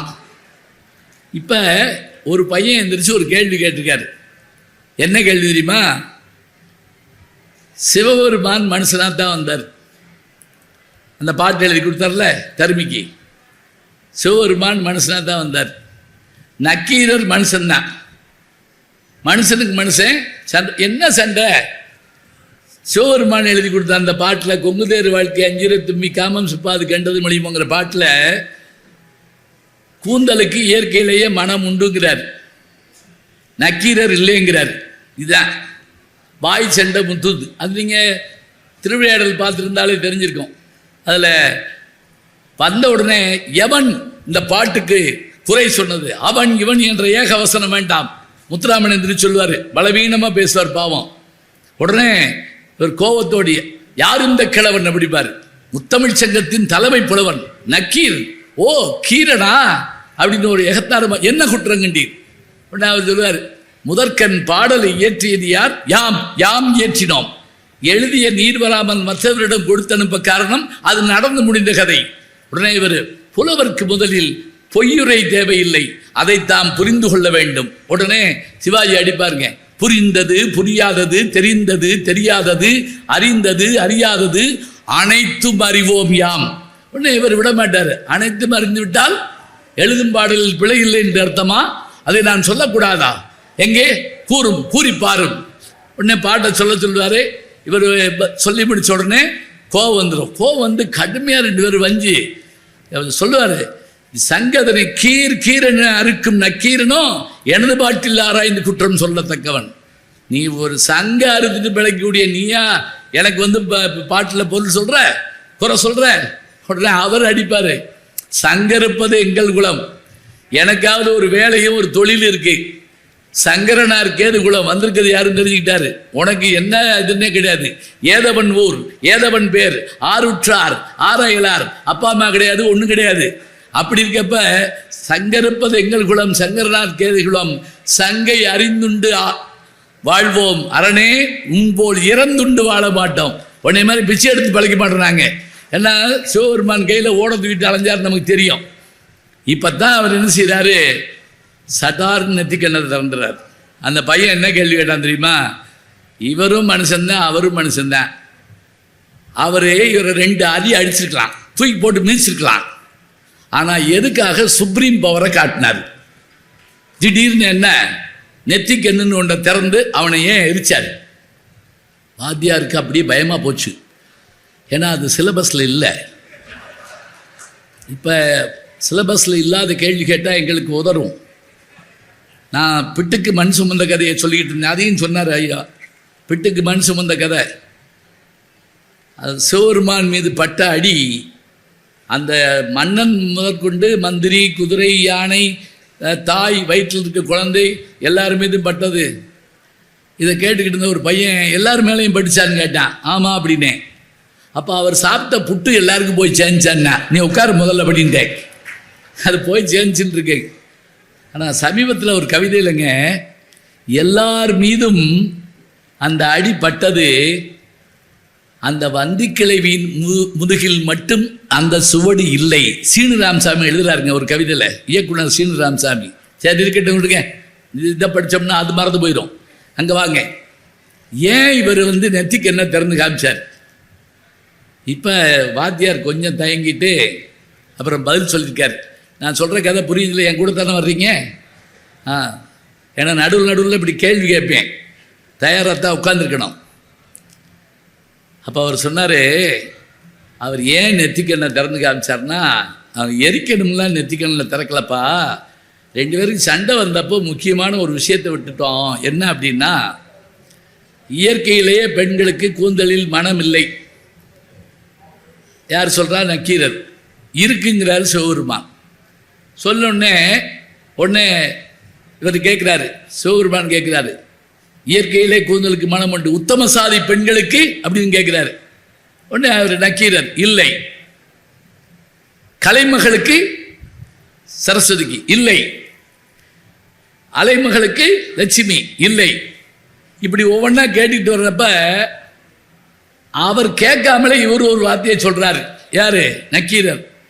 அவங்களுக்கெல்லாம் இல்லைங்கிறது மட்டுமில்ல, நான் அன்றாடம் வழிபடுகிறேனே இமயவள், உமையவள், பார்வதி, மீனாட்சி, விசாலாட்சி, அவளுடைய கூந்தலுக்கும் இயற்கையில் மனம் இல்லைன்னு சொன்ன உடனே சிவபெருமான் கொஞ்சம் தயங்குறாரு. ஏன் மனைவி கூந்தல்ல வாசனை இல்லைன்னு இவனுக்கு எப்படி தெரியும்? அப்பத்தான் எப்பா வந்திருக்கதா அந்த அம்மா புருஷன் தாண்டா அப்படின்னு காட்டுறதுக்காகத்தான் அந்த விசிட்டிங் கார்டு மாதிரி அந்த நெத்திக்கு என்ன திறந்தார்னு சொல்லி அந்த ஆசிரியர் சொல்லி அந்த பையனை உட்கார வச்சிருக்கார். அந்த கேள்வி கேட்ட பையன்தான் தமிழகத்தினுடைய மேனாள் முதல்வர் டாக்டர் கலைஞர் அவர்கள். ஏன் வச்சுக்கோங்க, படிக்கிறப்ப எப்படி கேட்டிருக்காரு பார்த்தீங்களா? பதில் சொன்னவர் யார் என்று கேட்டால், தேவாரத்துக்கு உரை எழுதிய தண்டபாணி தேசிகர் என்ற ஒரு அற்புதமான மனிதர். இதை யார் சொன்னா தெரியுங்களா? நான் மதுரை காமராஜ் யூனிவர்சிட்டியில் பிஹெச்டி படிக்கிறப்ப இவங்களை போன்ற வெள்ளைவாரனார், இவர் போன்ற பெருமக்கள் வகுப்பெடுப்பாங்க எங்களுக்கு. அப்பா அவர் இந்த செய்தியை சொல்றாரு. அவர்தான் அந்த கேள்வியை கேட்டார், அந்த பதிலை சொன்னது நான் தான் அப்படின்னார். எவ்வளவு சுவாரஸ்யமான விஷயம் இருக்கு பார்த்தீங்களா? நமக்கு தெரியாத ஒரு விஷயத்தை சின்னதாக அப்படி கோடு போட்டு காமிச்சிட்டா போதுங்க, அதை நல்லா ரசிக்கலாம், ரசிக்க வைக்கணும். அப்போ தான் அந்த விருந்து சாப்பாடு எப்படி இருந்துச்சு அப்படின்னு கேட்டால் ஒவ்வொன்றா சொல்ல சொல்ல சொல்ல நமக்கு பசிக்கணும். பொதுவாக விருந்துக்கு போய் வியாதிக்காரன் பக்கத்தில் உட்காரக்கூடாதுன்னு. அது என்ன வியாதிக்காரன்னு வேற ஒன்றும் இல்லைங்க. எனக்கு ஒரு அனுபவம். ஒரு கல்யாண வீட்டில் சாப்பிட உட்காந்துருக்கோம். என் முன்னாடி இலக்காரரு எது வந்தாலும் வேணாங்கிறாரு. அவன் அல்வா கொண்டு வர்றான், சுகர் நோ, அவன் எனக்கு வைக்காமல் போயிட்டான். உருளைக்கிழங்கு வறுவல் வேணாம், வாயு, எனக்கு வைக்காமல் போயிட்டான். இப்போ அந்த ஆளை இட்டு நான் சாப்பிடாம வந்தேன். இது மாதிரி இருந்தால் எப்படி இருக்க முடியும்? விருந்து சாப்பிட்ற போது நமக்கு அது எப்படி இருக்கணும் அப்படின்னா, அப்படி மகிழ்ச்சியாக இருக்கணும். அது அடுத்தவங்கிட்ட சொல்கிற போது நல்லா இருக்கும். தாய் ஒருத்தி இருக்கிறாள், அவள் உறங்காமல் இருக்கிறாள், அந்த வார்த்தை சொன்னார் பாருங்க. அது கொஞ்சம் அதிகமாக சொன்னால் கூட நந்தி கிளம்பகம்னு ஒரு நூல் இருக்கு. இப்படிலாம் ஒரு நூல் இருக்கான்னு கேட்கக்கூடாது. இங்கே இத்தனை ஸ்டால் இருக்கு. நான் பேச பேச பேச போய் பார்த்துட்டு வந்துடணும், வாங்கிட்டு வந்துடணும், என்கிட்ட கையெழுத்து வாங்கணும். அப்போ தான் நான் நம்புவேன். உண்மையை சொல்கிறேன். ஒரு புத்தக திருவிழாவில் நான் பேசுகிற போது சகலகலாவல்லி மாலைன்னு ஒரு நூலை பற்றி சொல்கிறேன். குமரகுருபரர் காசியில் இருக்கக்கூடிய அந்த மன்னன்கிட்ட போய் மடம் கட்டுவதற்கு பணம் கேட்பதற்காக அவருக்கு தமிழ் தெரியாது, இவருக்கு இந்துஸ்தானி தெரியாது. இவர் என்ன பண்ணுறாரு, சரஸ்வதியை வேண்டுறாரு. 10 பாட்டு, சகலகலாவல்லி மாலை 10 பாட்டு. அதை பாடிட்டு அந்த மன்னனுக்கு புரியுற மாதிரி போய் பேசி அந்த பணம் வாங்கி அந்த அந்த மடத்தை கட்டுறாரு காசியில். நான் இப்போ காசி போயிட்டு வந்தேன், அங்கே அதை பார்த்தேன், அந்த மடத்தை பார்த்தேன், அந்த பாடின இடத்த பார்த்தேன். 2 புலவர்கள் தாங்க கங்கைக்கரையை தாண்டி அந்த பக்கம் போனவங்க.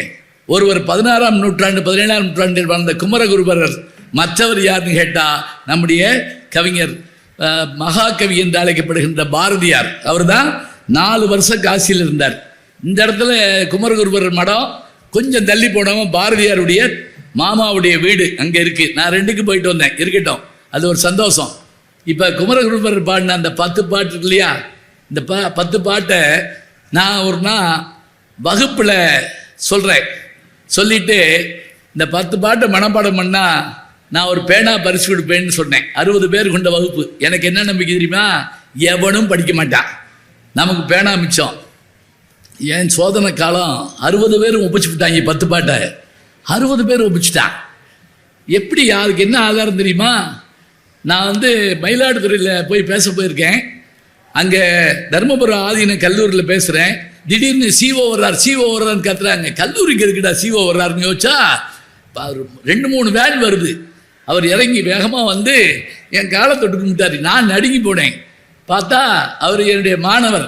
அவர் சொல்கிறாரு, ஐயா நான் தான் உங்கள்கிட்ட படித்த மாணவர், இப்போ கல்வி அதிகாரியாக இருக்கேன். உங்களுக்கு ஞாபகம் வர்றதுக்காக சொல்கிறேன், சகலகலாவல்லி மாலை நீங்கள் படிக்க சொன்னீங்கல்ல, படித்து பாடி மனப்பாடம் பண்ணி ஒப்பிச்சு உங்கள்கிட்ட பேனா வாங்கினது நான் தான் சொன்னான்ல, அப்படியே மகிழ்ந்து போனேன் நான். இதை நான் சொல்லி முடித்து நீங்கள் இந்த பாட்டெலாம் படித்து ஞாபகப்படுத்திக்கிட்டிங்கன்னா உங்களுக்கு எல்லா வகையான பெருமையும் கிடைக்கும்னு சொன்னேங்க. பேச்சு முடியறதுக்குள்ளே உள்ளே போய் எத்தனை புத்தகம் இருக்கோ அத்தனையும் வாங்கிட்டு வந்தாங்க. ஒருத்தர் என்ன பண்ணார் தெரியுமா, எல்லா புத்தகத்தையும் வாங்கிட்டு வர சொல்லி அவ்வளவு பேருக்கும் எல்லாருக்கும் ஒன்று ஃப்ரீயாக கொடுத்தாருக்கேன். வெந்தாமரைக்கென்று நின் மலர்பாதம் தாங்க என் வெள்ளை உள்ளத்து தண்டாமரைக்கு தகாதுகளோ, சகமேலும் அளித்து உண்டான் உறங்க ஒளித்தான் வித்தாக உண்டாக்கும் வண்ணம் கண்டான் சுவைகள் கரும்பே சகலகலாவல்லியே. பாட்டு இந்த பாட்டு. இதை பாடினா நல்லா இருக்கும். எனக்கு பாட தெரியாது, ஞானசம்பந்தன்னு பேரே தவிர பாட தெரியாது. அதனால ஒன்றும் தப்பு இல்லை. வெட்டியாக முயற்சி பண்ணி கூட்டத்தை கலைக்கப்படாது. ஏதோ ஒரு மரியாதைக்காக உட்காந்துருக்கீங்க.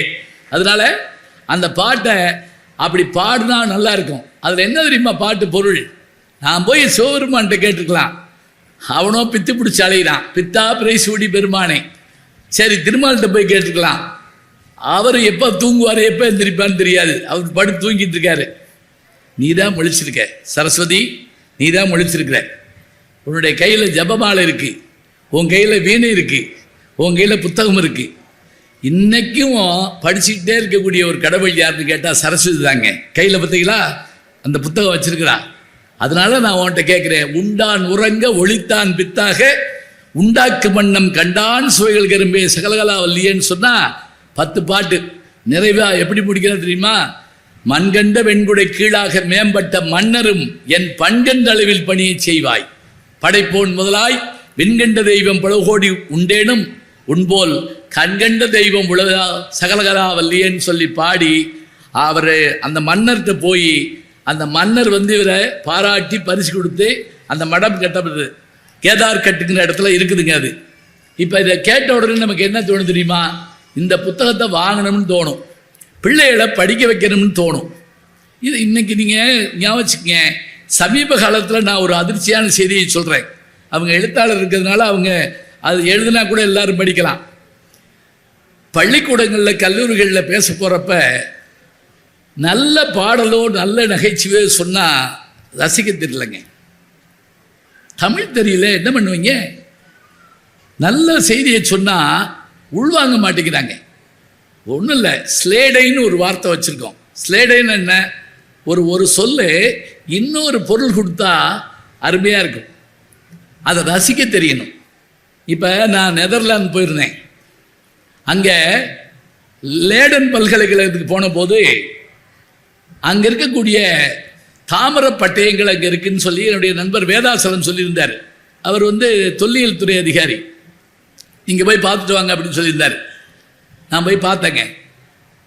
அந்த செப்பு பட்டயங்கள் யார் தெரியுங்களா, ராஜராஜ சோழனுடைய செப்பு பட்டயங்கள்.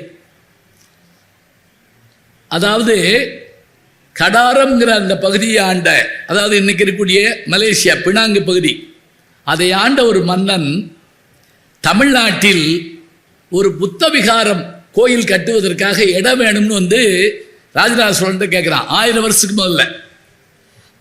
உடனே அவர் என்ன பண்றாரு, வெறும் கோயிலா இருந்தா விளக்கேற்ற முடியாது, அதுல வேற நல்ல காரியம் நடக்காது, அதனால கோயிலுக்கு இடமும் கொடுத்து அந்த செலவுக்கான ஒரு ஊரையும் உனக்கு தர்றேன் அப்படின்னு சொல்லி ஆனைமங்கலம்ங்கிற ஒரு ஊரையே தானமாக தந்ததற்கு அடையாளமாக ஒரு செப்பு பட்டயத்தை தர்றாருங்க. அந்த செப்பு பட்டயம் தான் அங்க நெதர்லாந்து நாட்டில் லேடன் பல்கலைக்கழகத்தில் அங்க வச்சிருக்காங்க. அங்க எப்படி போச்சு ஒரு கேள்வி கேட்கலாம். அது டச்சுக்காரர்கள் தேசம், நம்மை டச்சுக்காரர்கள் ஆண்டிருக்கிறார்கள். அப்படிலாம் சொல்லக்கூடாது, நம்மளை ஆளாதவர்களே கிடையாது. போர்ச்சுகீசியர்கள், ஆங்கிலேயர்கள், அப்புறம் பிரெஞ்சுக்காரர்கள், டச்சுக்காரர்கள், ஆர்மீனியர்கள் எல்லாரும் ஆண்டிருக்காங்க. அப்படி ஆண்டாங்கல்ல, அதில் அந்த டச்சுக்காரர்கள் இங்கே இருந்தபோது நாகப்பட்டினம் சூடாமணி விகாரம், பொன்னியின் செல்வன் 5ஆம் பாகம் படிச்சிருந்தீங்கன்னா அந்த பொன்னியின் செல்வனுக்கு காய்ச்சல் ஏற்பட்டப்போ கொண்டு போய் சேர்த்து விடுவாங்கல்ல அந்த இடம்.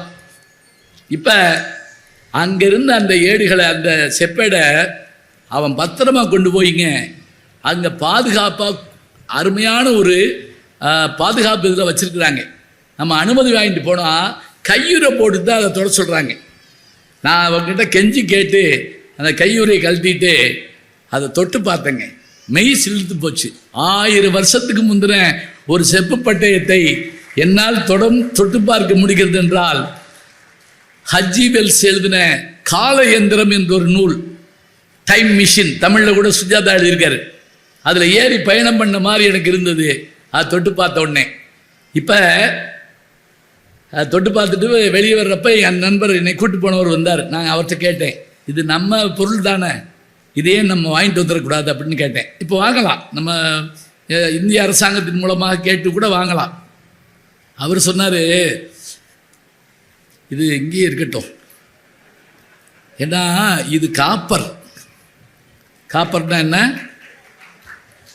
தாமிரம். இது காப்பர்.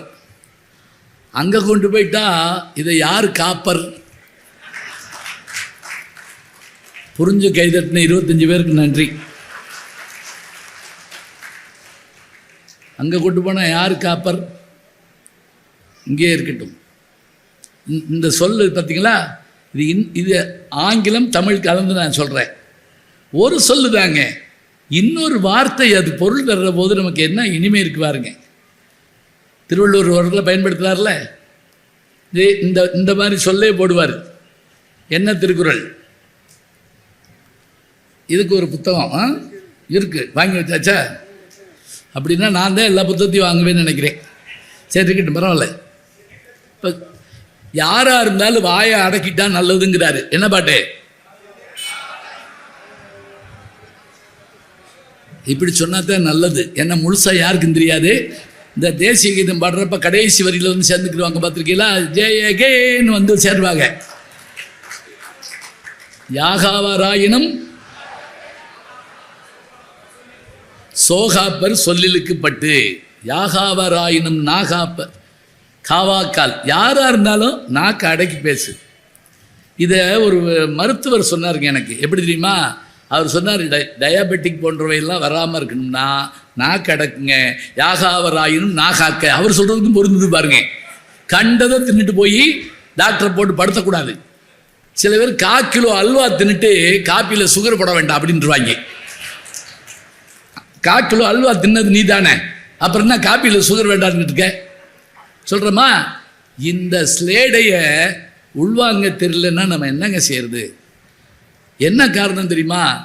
நாம் மொழி படிக்க வேண்டாம்னு சொல்லல, எல்லா மொழியும் படிக்கணும்.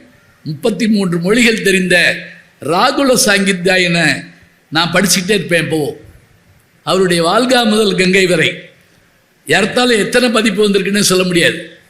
அவருக்கு 33 மொழிகள் தெரியும், தமிழ் உள்பட. சென்னைக்கு வந்திருக்காருங்க. சென்னைக்கு வந்தவர் அது எழுதுறாரு, மயிலாப்பூர் குளத்தில் குளித்தேன், கூவம் நதியில் மக்கள் குளித்து விட்டு போவதை நான் பார்த்தேன் எழுதுறார் அவர் தமிழ்ல அதுக்கு ப்ரூஃப் நான் திருத்தி தரேன்னு வாங்கிட்டு போற அளவுக்கு தைரியம் உள்ளவர். எல்லா மொழியும் படிக்கணும், எல்லா மொழியும் படிக்கணும். நம்ம மொழியை ரசிக்க வேண்டாமா? மதம் பரப்பு வந்த பாதிரிமார்கள் நம் மொழியை பார்த்து படித்து விட்டு இந்த மொழிக்கு ஈடேது இணையேதுன்னு சொல்லி அவர்கள் தமிழ் படித்தார்கள். அதனால் வீரமாமுனிவர் சதுரகராதியை உருவாக்கினார்.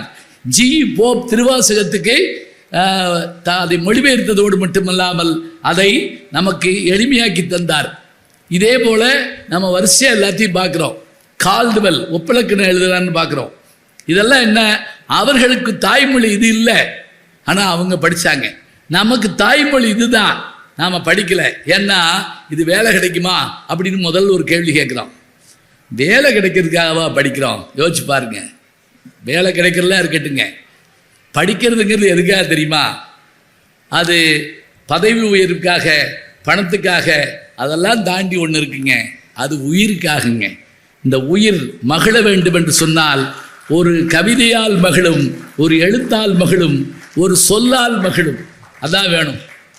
அப்போ இந்த மாணவர்கள் மற்றவர்கள் ரசிக்க தெரியாமல் உட்கார்ற போது நமக்கு ரொம்ப வேதனையாக இருக்குது. ஒரு கவிதையை சொன்னால் உள்வாங்க தெரியலங்க, ஒரு ஸ்லேடையை சொன்னால் உள்வாங்க தெரியல.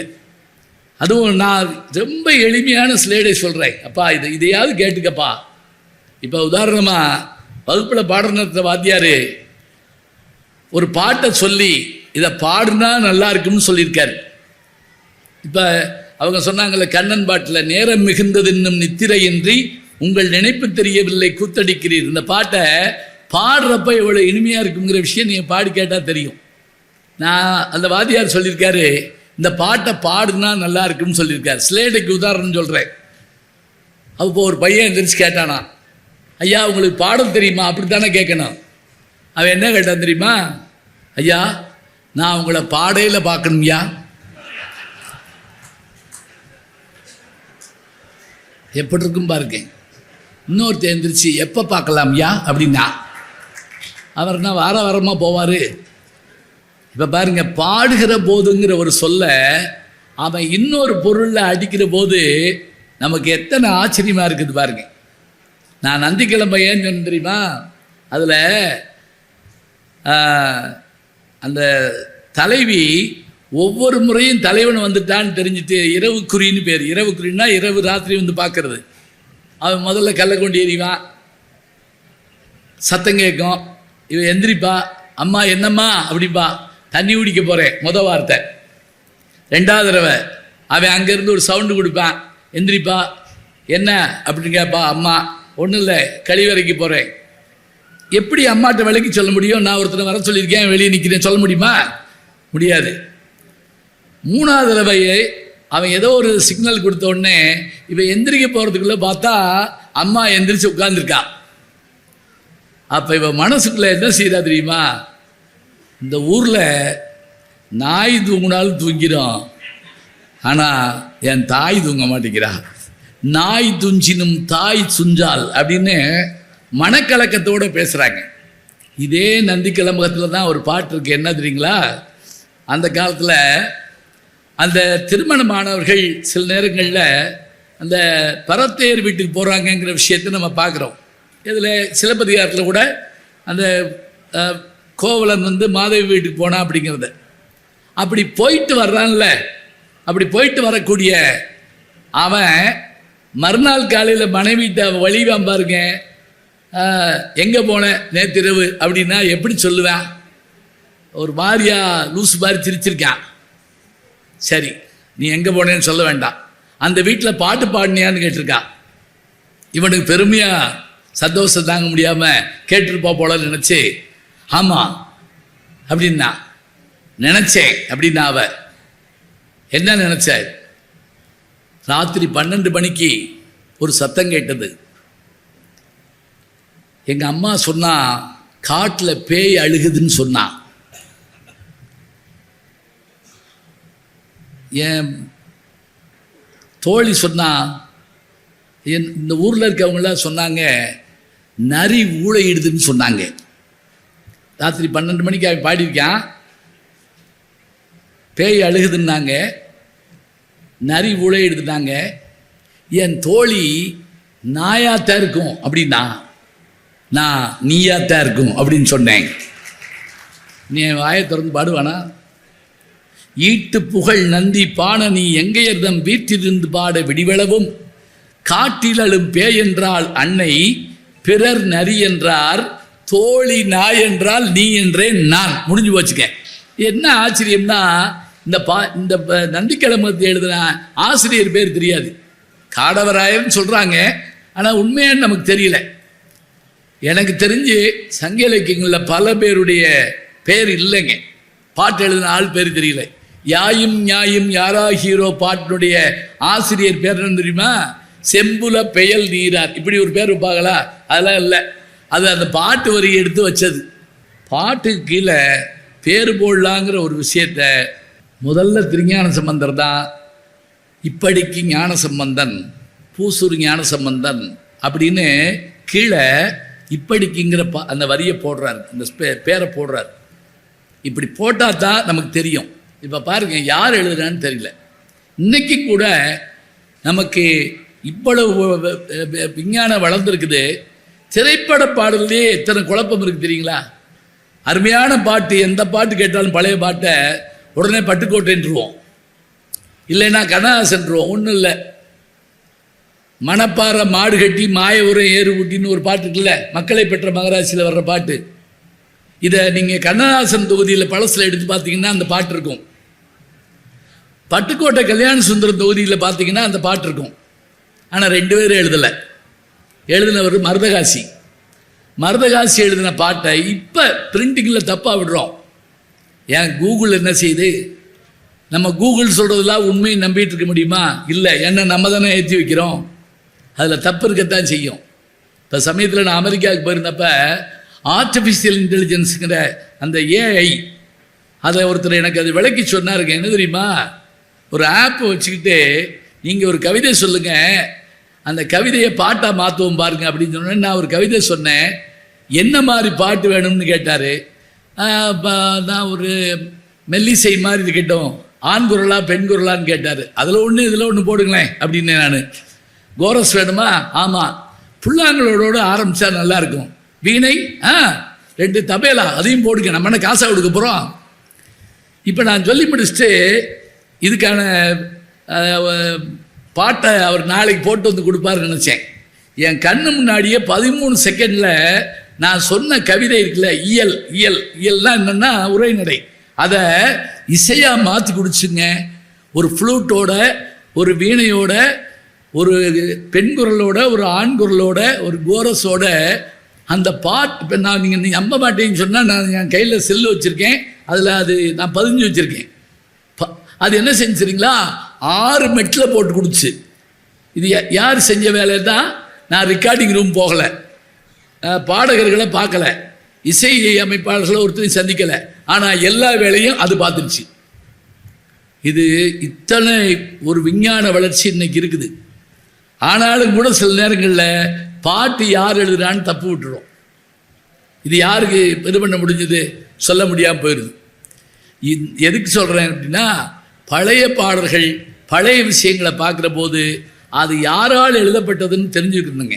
எப்போவுமே ஒரு மெத்தடாலஜி என்னன்னு கேட்டிங்கன்னா, ஒன்று எழுதினால், ஒன்று சொன்னால் அது யாருடைய கூற்றுங்கிறத நம்ம சொல்லணும். இப்போ நான் என்கிட்ட ஒரு 65 பேர் எம்பில் பட்டம் வாங்கியிருக்காங்க, 16 பேர் டாக்டர் பட்டம் வாங்கியிருக்காங்கன்னா, முதல்ல என்ன பார்ப்போம்னா அவங்க என்ன மெத்தடாலஜி ஃபாலோ பண்ணியிருக்காங்கன்னு பார்ப்போம். அதில் சொல்கிற மாதிரி அது இருக்கணும்னு நம்ம நினைப்போம். அதில் முக்கியமாக என்னென்னா, மேற்கோள் காட்டுறப்ப இது இன்னாருடைய கூற்றுன்னு சொல்லணுங்க. அது மட்டும் இல்லை, அந்த புத்தகத்தை பிபிலியோகிராஃபியில் பின்னாடி நமக்கு எடுத்து காட்டணும். பக்கம் இத்தனை, வரி இத்தனைன்னு சொல்லணும். இன்றைக்கி அது செய்கிறதே இல்லை. மேடையில் பல பேர் யார் கவிதையாவது எடுத்துகிட்டு வந்து வச்சுக்கிட்டு அவங்க கவிதை மாதிரி சொல்கிறாங்க. அது முறையாகாது. பாட்டை சொல்லணும். சொல்கிறதா இருந்தால் அதுக்கு பொருள் வேணும்.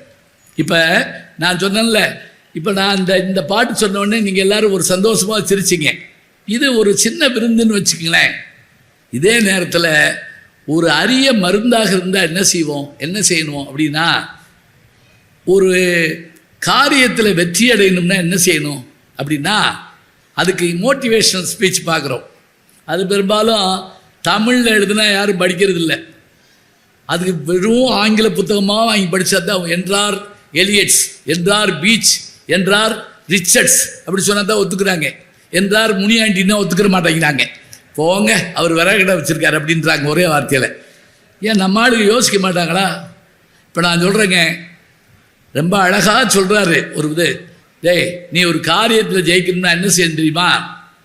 முதல்ல உடம்பு வழியை பார்க்காத. உடம்பு வழியை பார்த்தேன்னா நீ என்ன ஜெயிக்க மாட்ட.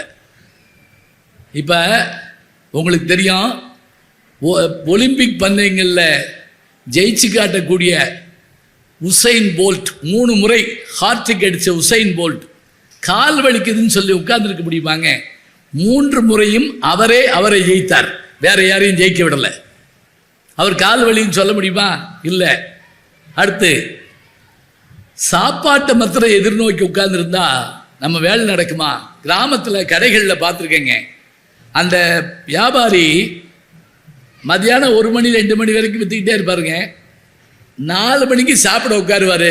அண்ணாச்சி கருப்பட்டி வேணுமே, பக்கத்திலே ஒரு இதில் தண்ணி வச்சுருப்பாருங்க. அப்படியே கை கழுவிட்டு அதை எடுத்து கொடுப்பாருங்க. பசியை பற்றி கவலைப்பட மாட்டார். தூக்கம், நான் கரெக்டாக தூங்கிடுவேன், தூங்கட்டும், அதை பற்றி பரவாயில்ல. ஆனால் நோக்கம் சரியாக இருக்கிற போது தூக்கத்தை கொஞ்சம் விளக்கித்தாங்க வைக்கணும். அதை நம்ம நிறைவேற்றணும்னா பார்க்கணும். சில பேர் எங்களையும் தூங்கிடுவாங்க, பொறாமையாக இருக்கும். நான் பஸ்ஸில் பயணம் பண்ணுறேன் முந்தியெல்லாம், சில பேர் பஸ்ஸில் ஏறினோடனே செல்லமாக நம்ம தோளில் படுத்து தூங்குவாங்க, பார்த்துருக்கீங்களா? அசஞ்சாமுன்னா கூட வைவாங்க. ஒரு இடத்துல உட்கார்றியா அப்படின்னு கேட்பேன். நான் ஒரு தடவை மதுரையிலேருந்து கோயம்புத்தூர் போகிறதுக்காக பஸ் ஏறி உட்காந்துருக்கேன்.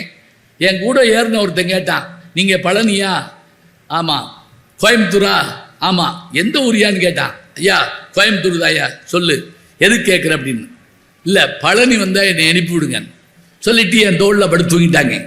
நான் 3.5 மணி நேரம் முழிச்சிருந்து பழனி வரவோ அவனை எழுப்பி ஐயா பழனி, ஐயா பழனி நான் கத்தி வந்துருச்சான்னு எந்திரிச்சு சாமியை கும்பிட்டு படுத்துக்கிட்டான். அவன் சாமி கும்பிட என்னையே நேர்ந்து விட்டு இருந்திருக்கான். இப்போ தெரியுதா? இப்படி தூங்குதான் ஒரு வேலை நடக்குமா? இல்லை. அது மட்டும் இல்லைங்க, ஒரு சின்ன விஷயத்தில் யாராவது அவமானப்படுத்திட்டா அதை நினச்சிக்கிட்டே வாழ்நாள் பூரா இருப்போம். அது வேண்டியது இல்லைங்கிறாங்க. அவமானங்கள் வரத்தான் செய்யும். அதை மட்டுமே மனசுக்குள்ளே வச்சுக்கிட்டு இருந்தால் ஜெயிக்க முடியுமா? இல்லை. அப்புறம் நான் பெரிய ஆளாக வர வேண்டியவங்க, எனக்கு எந்த அங்கீகாரம் கிடைக்கல அப்படின்னு சிலர் கவலைப்படுவாங்க. அதெல்லாம் எதிர்பார்க்காதப்பா, நீங்கள் பெரிய ஆளாக வருவேங்கிறத நீயே சொல்லிக்கோ. இப்படி பல செய்திகளை உள்ளடக்கி ஒரு பாட்டு இருக்குங்க. யார் தெரியுமா? குமரகுருவர் நீதி நெறி விளக்கம். உங்களுக்கு இருக்கு, எனக்கு இருந்திருக்கு இந்த பாட்டு. நீங்கள் நான் உள்பட சாய்ஸில் விட்டுருப்போம், அவ்வளோதான். என்ன பாட்டு அது?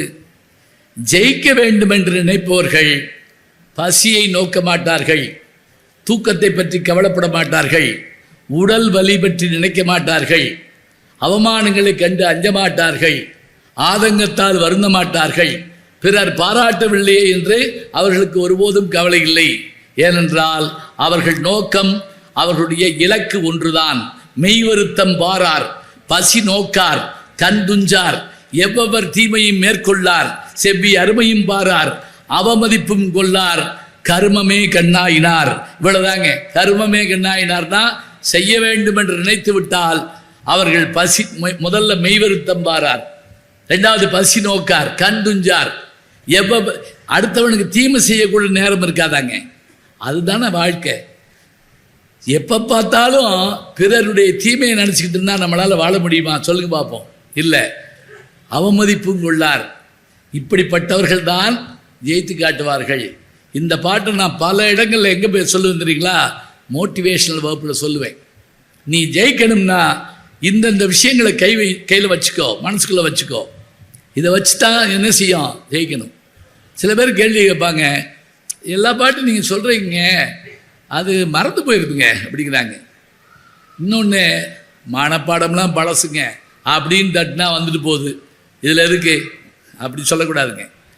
இப்போ ராமாயணமோ பாரதமோ பேச கூப்பிடுறீங்கன்னு வைங்க, நான் உள்வாங்கிட்டு உங்கள்கிட்ட பேசணுமே தவிர ராமாயணம் 6 காண்டத்தையும் கொண்டு வந்து அடுக்கி பாலகாண்டம், அயோத்திய காண்டம், ஆரண்ய காண்டம், கிட்கிந்த காண்டம், சுத்தர காண்டம், அதே சமயத்தில் யுத்த காண்டம், அதுவே ஒரு 6 புத்தகம் இருக்குது, அண்ணாமலை யூனிவர்சிட்டி பதிப்பு. ஆம்பட்டியே அடுக்கி ராமன் இந்த வர்றேன் அப்படின்னு பிரட்டினேன்னு வைங்க, சீதை இந்த வர்றேன், நீங்கள் என்ன செய்வீங்க? நீ பிரட்டிக்கிட்டே உட்கார, நான் போயிட்டு வரேன்ட்டு போயிடுவீங்க. எனக்கு அது உள்குள்ளே போயிருந்தா தான் நினைப்பில் வரும். மறந்து போயிடுது, மறக்காதுங்க. எப்படி மறக்கும்? இப்போ ஒரு போட்டியே வைப்போம், ஒரு அறைக்குள்ளே உங்களை போக சொல்கிறோம். அந்த அறைக்குள்ளே எல்லா வகையான உயர்ந்த பொருட்கள் இருக்குது. வைர நெக்லஸ் தொடங்கி 1.5 லட்ச ரூபா பைக்கில் இருந்து எல்லாமே அங்கே இருக்குது. அப்படி எல்லாமே இருக்கிறப்ப நம்மகிட்ட ஒரே ஒரு கண்டிஷன் மாத்திரம் போடுறாங்க. வெளியே வந்த உடனே ஒரு நோட்டு புத்தகம் வச்சுருப்போம், ஒரு பேனா இருக்கும், 1 நிமிஷம் நீங்கள் உள்ளே போகலாம். உள்ளே போன உடனே எந்தெந்த பொருளை பார்க்குறீங்களோ அத்தனை பொருளும் உங்களுக்கு சொந்தம்னு சொல்லிட்டா என்ன செய்வோம்? அப்படியே ஆடு உள்ளே போவோம். வெளியே ஓடியாந்து அது இது அது டிவி பைக்கு எல்லாம் சொல்லும்ல. இந்த போட்டியில் ஒருத்தர் வெளியே வந்து 101 பொருள் சொல்லிவிட்டாங்க. 100 பொருள் தான் வச்சுருந்துருக்காங்க. வாசலில் இருந்த பிள்ளையும் சேர்த்து எண்ணிவிட்டாங்க. பாட்டுக்க எப்படி மனசுக்குள்ள நின்றுச்சு? அவையெல்லாம் நமக்குத்தான் என்று சொன்னவுடன் நம் மனது அவ்வளவு துரிதமாக வேலை பார்க்குது. நினைவாற்றல்னா சாதாரண இல்லைங்க. அந்த நினைவாற்றலுக்காக தான் நம்ம மூளை எல்லாத்தையும் நம்ம மெஷினை பார்த்து செஞ்சிடோம்னா அப்புறம் என்ன செய்யறது சொல்லுங்க பார்க்கலாம். இப்போ நான் சொன்ன மாதிரி நாமளாவது மனிதர்களோடு போராடினோம், அடுத்த தலைமுறை எந்திரத்தோடு தான் போராட போகுது. எந்திரத்தோடு ஆனால் எந்திரம் பெருசு இல்லைங்க. ஏன் தெரியுமா? அதை கண்டுபிடிச்சவனே மனுஷன் தானே. கணித மேதை சகுந்தலா தேவியை பற்றி நீங்கள் கேள்விப்பட்டிருப்பீங்க. அந்த அம்மா ஒரு முறை ஒரு சாதனை பண்ணி காட்டினாங்க. ஒரு 13 கம்ப்யூட்டரை வச்சு நடுவில் அந்த அம்மா உட்காந்து அந்த தேர்வாளர்கள் வந்து ஒரு பெரிய எண்ணை பெருக்க சொல்லி கொடுக்குறாங்க. நிறைய இது உள்ளது, 5 இலக்கம் 6 இலக்கம் கொண்ட அந்த எண்ணெய் பெருக்கணும். இந்த 13 கம்ப்யூட்டர்த்தையும் கொடுத்துட்டு இந்த மாட்டி கொடுக்குறாங்க. அந்த கம்ப்யூட்டர் வாங்கி உள்ளே எடுத்துக்கிட்டு அது எண்ணி போடுறதுக்குள்ள இந்த அம்மா போட்டு காமிச்சாங்க. என்ன தெரியுமா? கணினி சிறப்பானது தான், ஆனால் அந்த கணினியை கண்டுபிடித்த நம்முடைய மூளை அதை காட்டும் சிறப்பானது. அதனுடைய நியூரான்ஸ் வந்து கோடிக்கணக்கில் லட்சக்கணக்கில் இருக்கு. இப்படி நெருப்பு இருக்குன்னா அப்படி தொடர உடனே முதல் செய்தி என்னன்னா, இதில் சுடுதுன்னா இது விறுவிறுன்னு மூளைக்கு போய் சடார்னு எடுத்துக்கோன்னு சொல்லுதில்ல, அதே ஸ்பீடில் வந்து எடுத்துக்கோன்னு சொல்லணும். எப்படி முடியும்? எவ்வளவு வேகமாக செயல்படணும்? இந்த செயல்பாட்டுக்குரிய இதை வந்து நம்முடைய மூளை வச்சிருக்குது. இதை பயன்படுத்தணும். நான் ஒரு இதில் படித்தேன், ஐன்ஸ்டீன், தாமஸ் ஆல்வா எடிசன் 2 பேர் நோபல் பரிசு பெற்றவர்கள். அவர்களுடைய மூளையை பரிசோதித்து பார்த்தாங்களா இறந்த பிறகு, அதில் ஒரு சின்ன பகுதி தான் தேய்மானம் ஆயிருந்துச்சான். 2 பேருமே நோபல் பரிசு வாங்கினவங்க. ஆனால் என்ன, அதில் கொஞ்சம் தான் தேஞ்சிருக்கு. அப்படின்னா நம்ம மூளை எவ்வளோ ஃப்ரெஷ்ஷாக இருக்கும் பாருங்க. நம்ம என்ன சிந்திக்கிறோம்? பெரும்பாலும் ஹோட்டலில் போய் புரோட்டா திம்பமா பொங்கல் சிம்பமா சிந்தனை பெரும்பாலும் இருக்குது. இந்த சில சமயம் நம்ம ஸ்டார் ஹோட்டலுக்கு போனோம்னா அதில் ஒரு சிக்கல் என்ன தெரியுங்களா? அதில் பெரும்பாலும் லைட் இருக்காது, 0 வாட் பல்பு தான் போட்டிருப்பாங்க. அந்த மெனு கார்டு ஆங்கிலத்தில் இருக்கும், பார்த்துருக்கீங்களா? அந்த உணவும் தமிழ் உணவு இருக்காது. ஒருத்தன் போன உடனே உள்ளே உட்கார்ந்த உடனே அவங்க அந்த மெனு கார்டு கொடுத்தாங்க. அது 5ஆம் கிளாஸ் இங்கிலீஷ் புஸ்தகம் மாதிரி இருக்குது. அப்படியே பரட்டிக்கிட்டே இருந்திருக்கான், கண்ணும் தெரியல, லைட் இல்லை. அப்புறம் யோசிச்சு பார்த்தான், நல்ல பொருளாக இருந்தால் கடைசியில் தான் போட்டிருப்பாங்க அப்படின்ட்டு அவனை கூப்பிட்டு, அந்த இவரை கூப்பிட்டு, பேரரை கூப்பிட்டு, இந்த கடைசியாக இருக்கிறது கொண்டு வா அப்படின்னா. அவர் சொல்கிறாரு, அது வந்து ப்ரெஸ் நேமு, இந்த இப்போ இதை அடித்தோம்னா என்ன ப்ரெஸ்ஸில் அடித்தோம்னு போட்டுப்போம்ல, அதை அவன் பலகாரம்னு நினச்சிருந்துருக்கான். சரி அப்படியா, இந்த அவர் சாப்பிட்றது கொண்டு வார், அது எச்சி வேற கொண்டு வரேன் போ. அங்கனக்குள்ளே அது கூட யோசிக்க முடியல. எழுத்தாளர் சுஜாதா ஒரு முறை சொன்னாருங்க, எதுக்கு தெரியுமா விளம்பரம் திரும்ப திரும்ப திரும்ப போடுறாங்க? ஒரு மிடில் கிளாஸ் மனிதர் அலுவலகம் முடிஞ்சு வீட்டுக்கு வர்றப்ப மனைவி சொன்ன ஒரு விஷயம் ஞாபகம் தான், இன்றைக்கா இருந்தால் செல்லில் என்ன காப்பித்தூள் வாங்கிட்டு சொன்னேன்னு கேட்டுப்பிடலாம். முன்னெல்லாம் அப்படி செய்ய முடியாது. காப்பித்தூள் கடைக்கு போனால் அவர் ஒரு ஆள் கேள்வி கேட்பார், இது இந்த பீபிரி கலந்ததா, இது கலந்ததா, அது கலக்காததா. நம்ம குழம்பிடுவோம், ஐயோ என்னது, எது வாங்கிட்டு போனாலும் வை விழுகுமே அப்படின்னு நம்ம யோசிப்போம். அப்போ அந்த விளம்பரம் ஞாபகம் வரணுமா, காஃபி என்றாலே அப்படின்னா சட்டுன்னு வாங்கிடுவாப்லையா. அப்போ என்ன தெரியுங்களா, நமக்கு பதிய வைக்க வேண்டும் என்பதற்காக சொல்லப்படுகிறது. இப்போ நம்முடைய இலக்கியங்கள் எல்லாங்க, நூல் நம்ம படிக்கிறதுலாம் என்ன தெரியுங்களா, நமக்கு ஒன்று மகிழ்வை தரணும், அது விருந்து, நம்மை வழி நடத்தணும், நமக்கு என்ன மாதிரி வாழ வேண்டும் என்பதையெல்லாம் சொல்லித்தர வேண்டும்.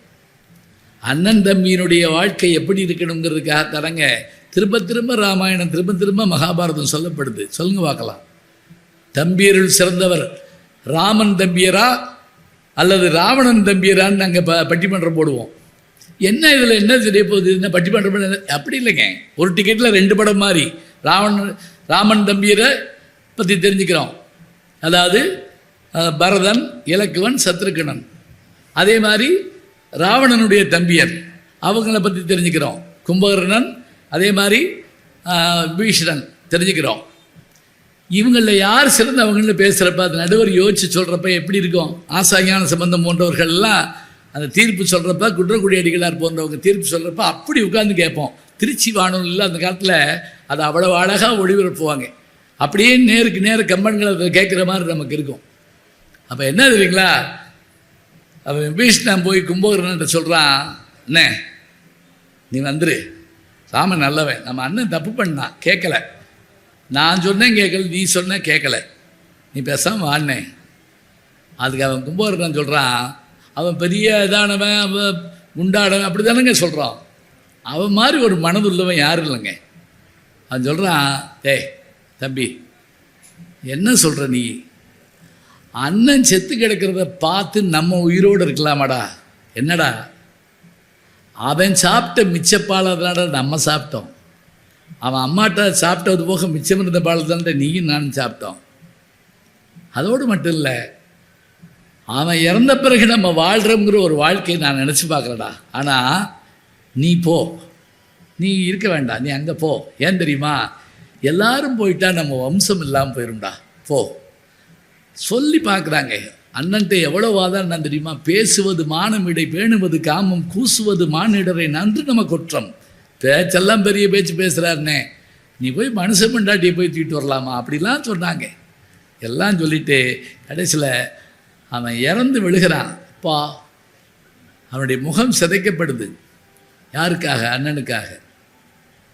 இந்திரஜித்தனுடைய மரணமும் இதே மாதிரி தான்.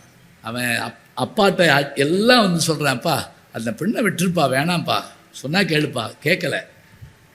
இவன் கேட்குறான், டேய் உன்னையே நம்பி போகிறது தொடங்குன்னு நினைக்கிறியா? இன்றைக்கி நம்ம சொல்லுவோம் தெரியுமா, ஓம் சம்பாத்தியத்தில் வாழ்கிறோம்னு நினைக்காதரா சொல்கிறோம்ல. என்னையே நோக்கி நெடும்பகை தேடிக்கொண்டேன், யாரையும் நினச்சி நான் தொடங்கலடா, இந்த போர் எனக்காக நான் தொடங்கணும்டா. இந்திரஜித்தன் போகிறான். போயிட்டு நான் திருப்பி வரமாட்டேன்ப்பா, நான் வரலனாலும் நீ அந்த சீதையை விட்டுட்டு நீ நல்லா இருப்பா சொல்கிறாங்க. அங்கே அவனுடைய அந்த போரில், மாயப்போரில் தோற்று போகிறான்.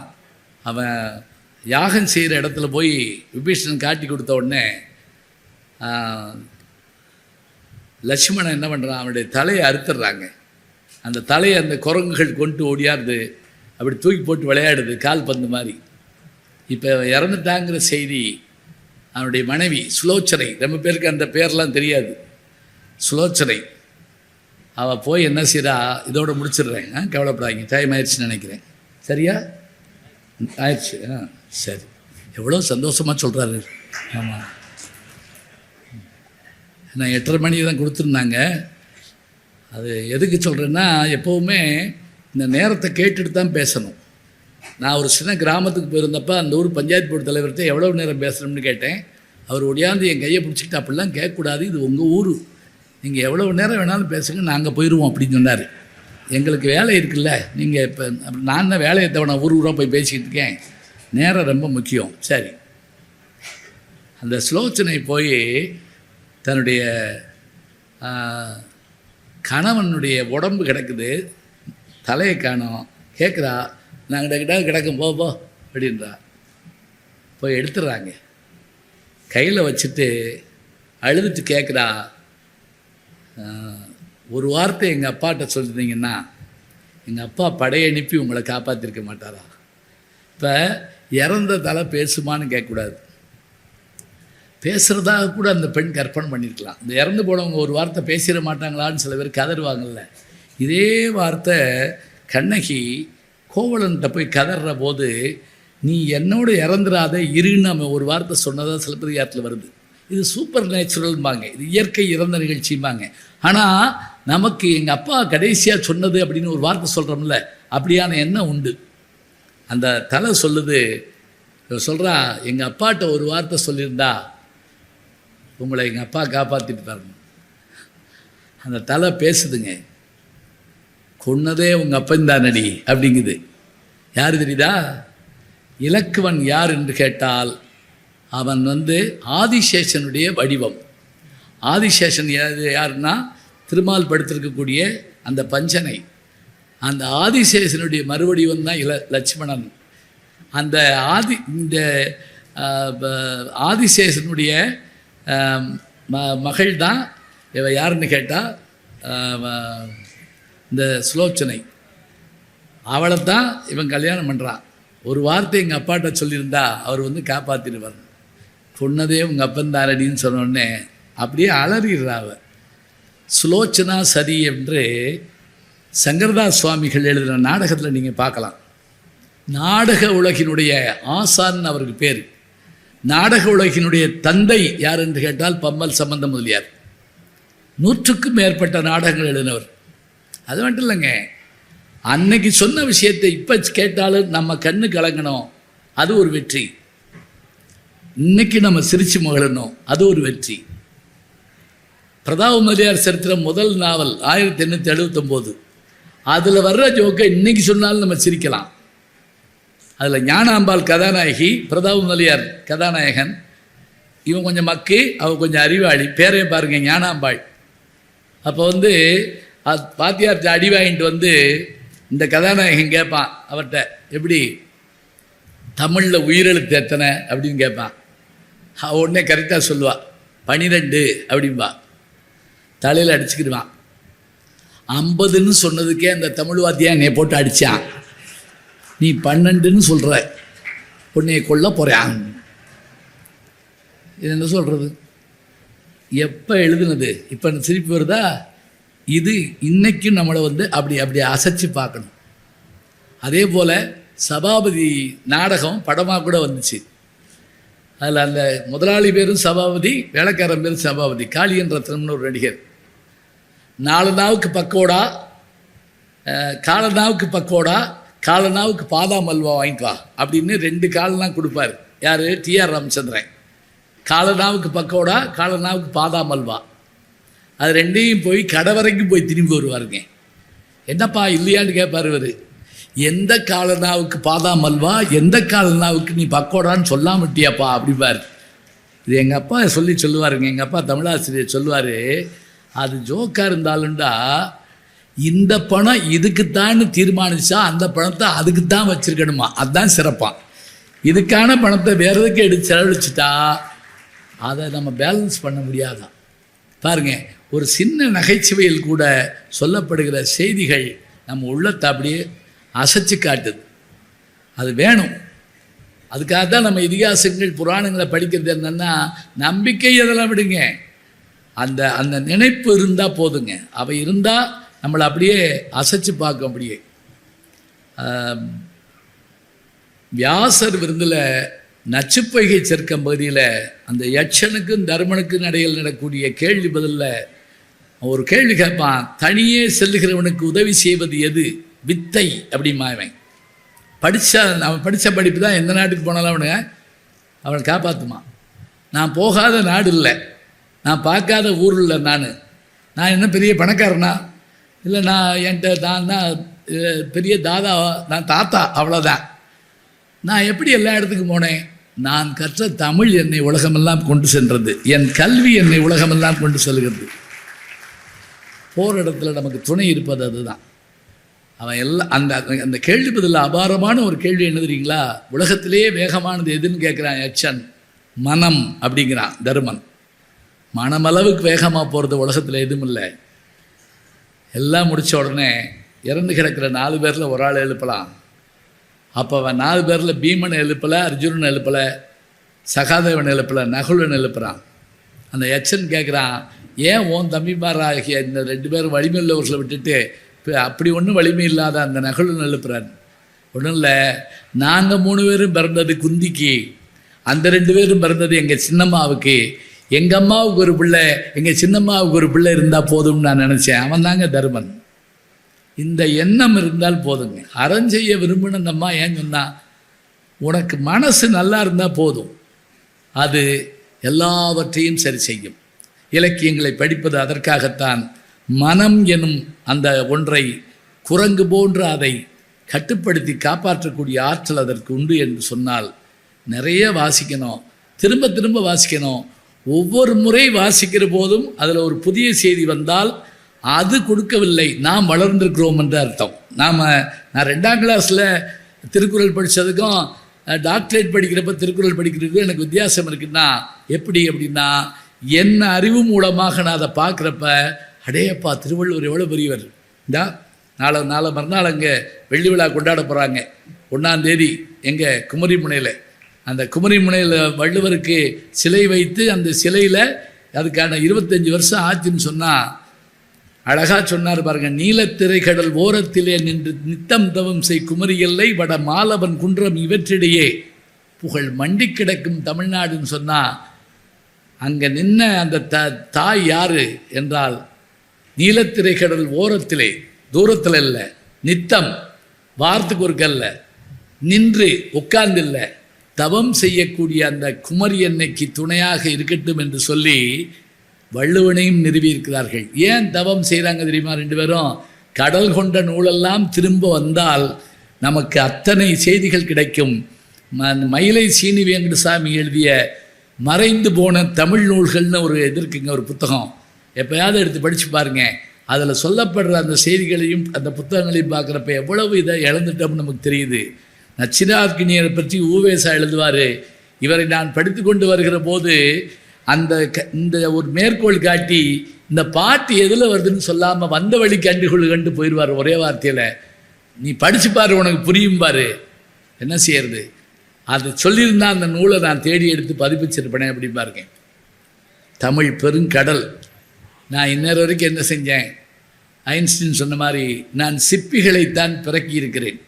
கடற்கரைக்கு சிலர் காற்று வாங்க போவார்கள், சிலர் கடலில் குளிக்க போவார்கள், சிலர் மீன் பிடிக்க போவார்கள், சிலர் அயலகம் செல்வதற்காக போவார்கள், சிலர் சுண்டல் வாங்கி தின்பதற்காக போவார்கள், சிலர் கடலுக்குள் மூழ்கி முத்தெடுப்பார்கள். முத்தெடுப்பதும் சுண்டல் வாங்கி தின்பதும் அயலகம் செல்வதும் காற்று வாங்க போவதும் நம்முடைய கையிலே தான் இருக்கிறது. 1000 ஆண்டுகள் கடந்தும் கூட, 10,000 ஆண்டுகள் கடந்தும் கூட நம்முடைய நூல்கள் இன்றைக்கும் இளமையோடு இருக்கிறது என்று சொன்னால், உன் சீரிழமை திறம் என்று செயல் மறந்து வாழ்த்துதுமேனு மனோன்மணியம் சுந்தரனார் சொல்கிறாருன்னு சொன்னால், அந்த தமிழ் மொழி சில மொழிகளுக்கு ஒலி இருக்கும், மொழி இருக்காது. சில மொழிகளுக்கு லிபி இருக்காது, மொழி இருக்கும். நமக்கு மொழி இருக்குது, நல்ல லிபி எழுத்து இருக்குது, படிப்பதற்கு விழி இருக்குது, வாசிப்பதற்கு புத்தக திருவிழாக்கள் போன்ற வழி இருக்குது. எல்லாவற்றையும் பயன்படுத்தி நாம் வெற்றி பெற வேண்டும். விருந்தையும் மருந்தையும் அருந்திய உங்களுக்கு நன்றி. வணக்கம்.